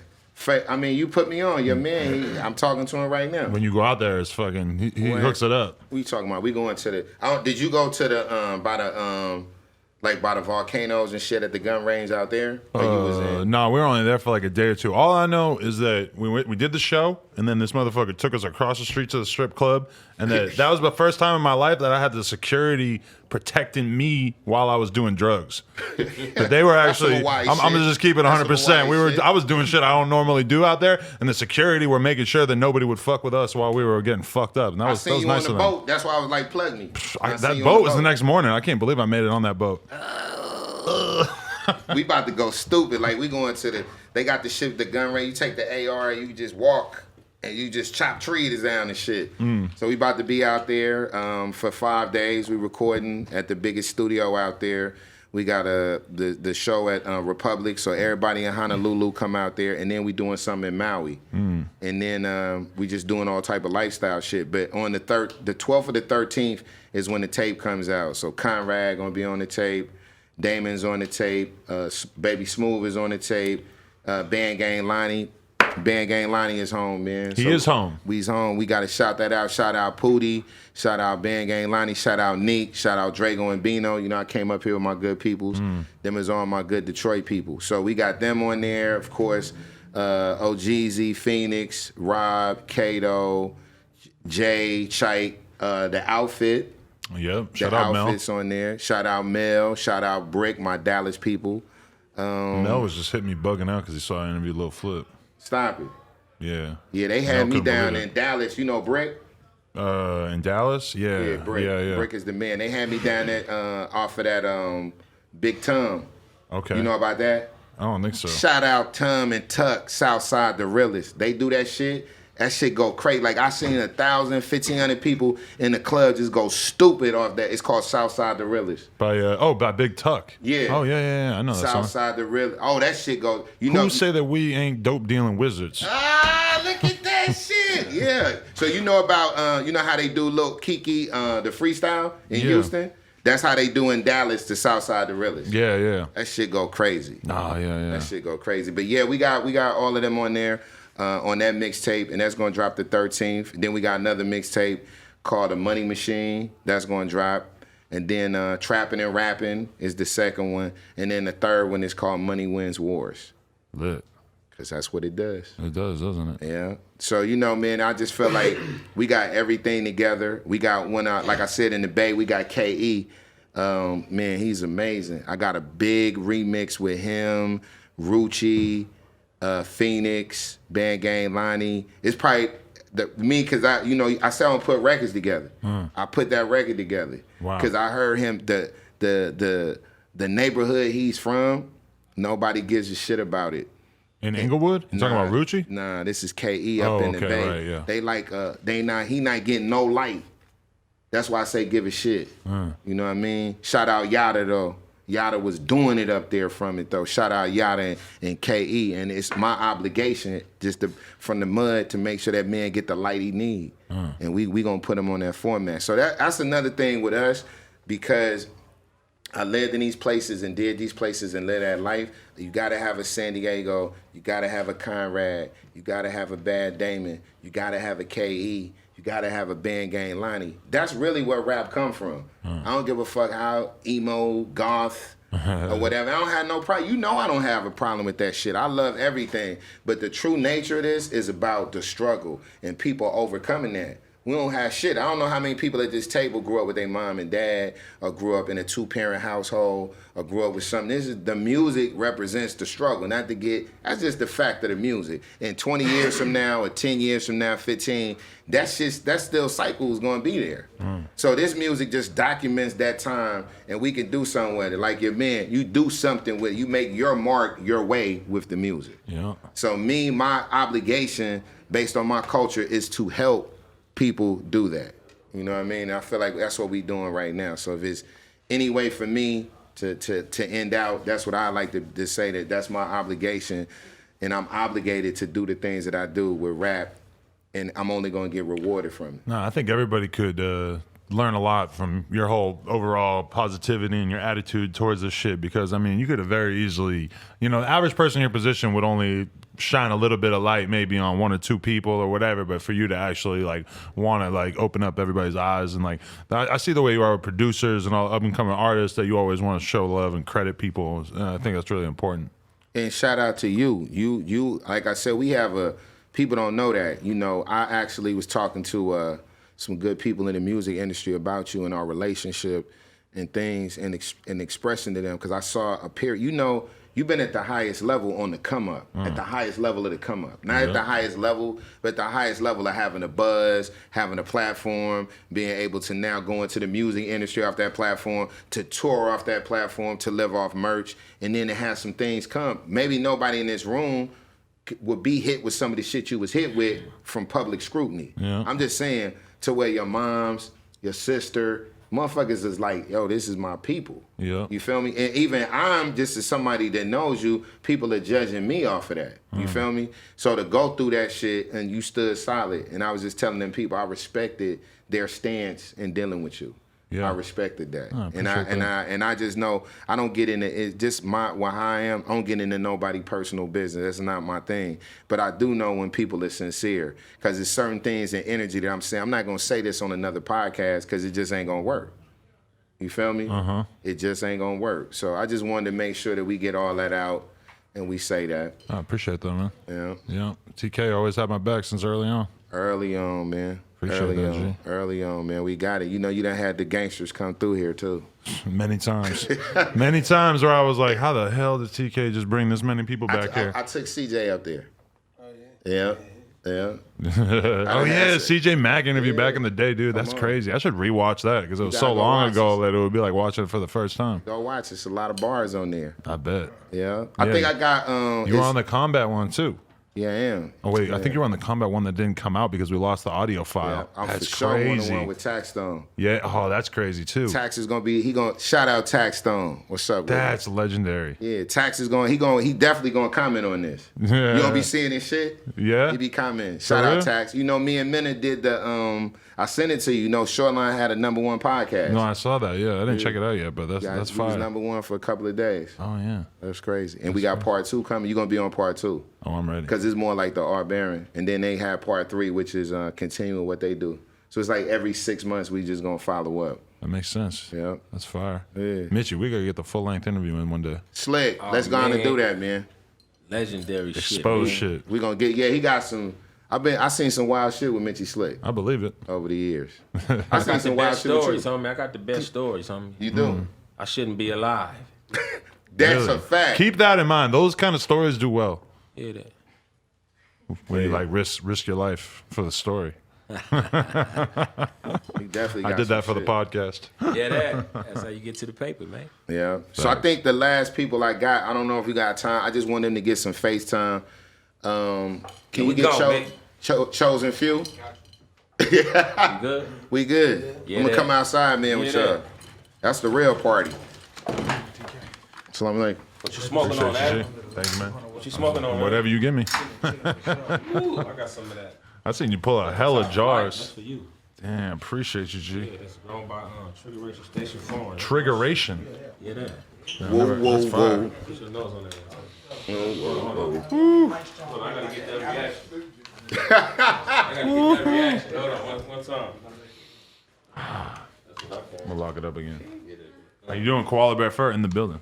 I'm right here, baby. What you on, baby? What you on right there, man? You know, we on that triggeration. Ooh. Come on, though. Yeah, that. What you know about it? That's crazy. Did Khalil come? All right. Come on. You out? Yes, sir. All right. Yeah.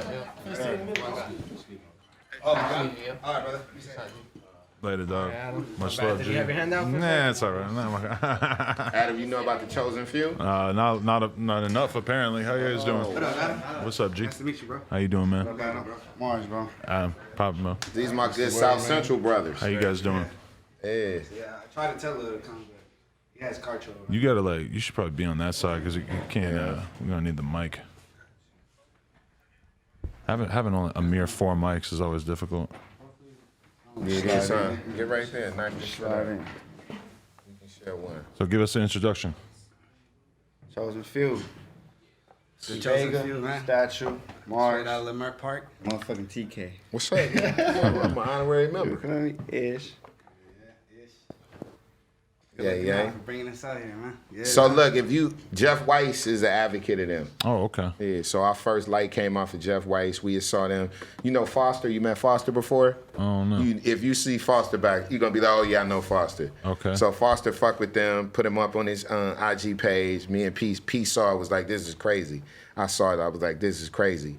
And we just hit around to eventually the homie Khalil said he grew up on the block. Khalil from Wicked Thoughts. Yeah. This is homies. Oh, okay. That's They fine. grew up down the street. They known each other their whole life. All right. Yeah. That's what's So up. they Wicked, they're a part of that. So Khalil is a part of them. And we all connected, and I love what they doing, and we're developing it, and it's some other shit. You gotta really listen to it. This is Dante Ross is working with me with him. Shout out Dante, that's my OG. Shout out Dante. Shout out Dante. Doing good. Yeah, that's one of our guys. We wouldn't even be here on a lot of shit if it weren't for Dante. I'm just saying me, period. But yeah, we working with them, developing them. They got some sick shit. I wanted them to get FaceTime. Y'all see him. I've been hitting Eddie Baker up about getting them on the road with him. Oh, for real? Yeah, they kind of like our street edge, that type of world type of shit. Okay. Yeah, because you got to have all. I told you I'm not opposed to anything. Because it's a movie. You know? It's a movie. But they doing it from South Central though. I think that's why theirs is a little different. Uh-huh. Yeah, and y'all can kind of tell them briefly about why y'all doing music and what the music represents. Man, it's just we all 3 of us is. You got to get close to the mic. All 3 of us is Salvi. You know what I mean? I ain't never met no Salvi rapper other than us. Okay.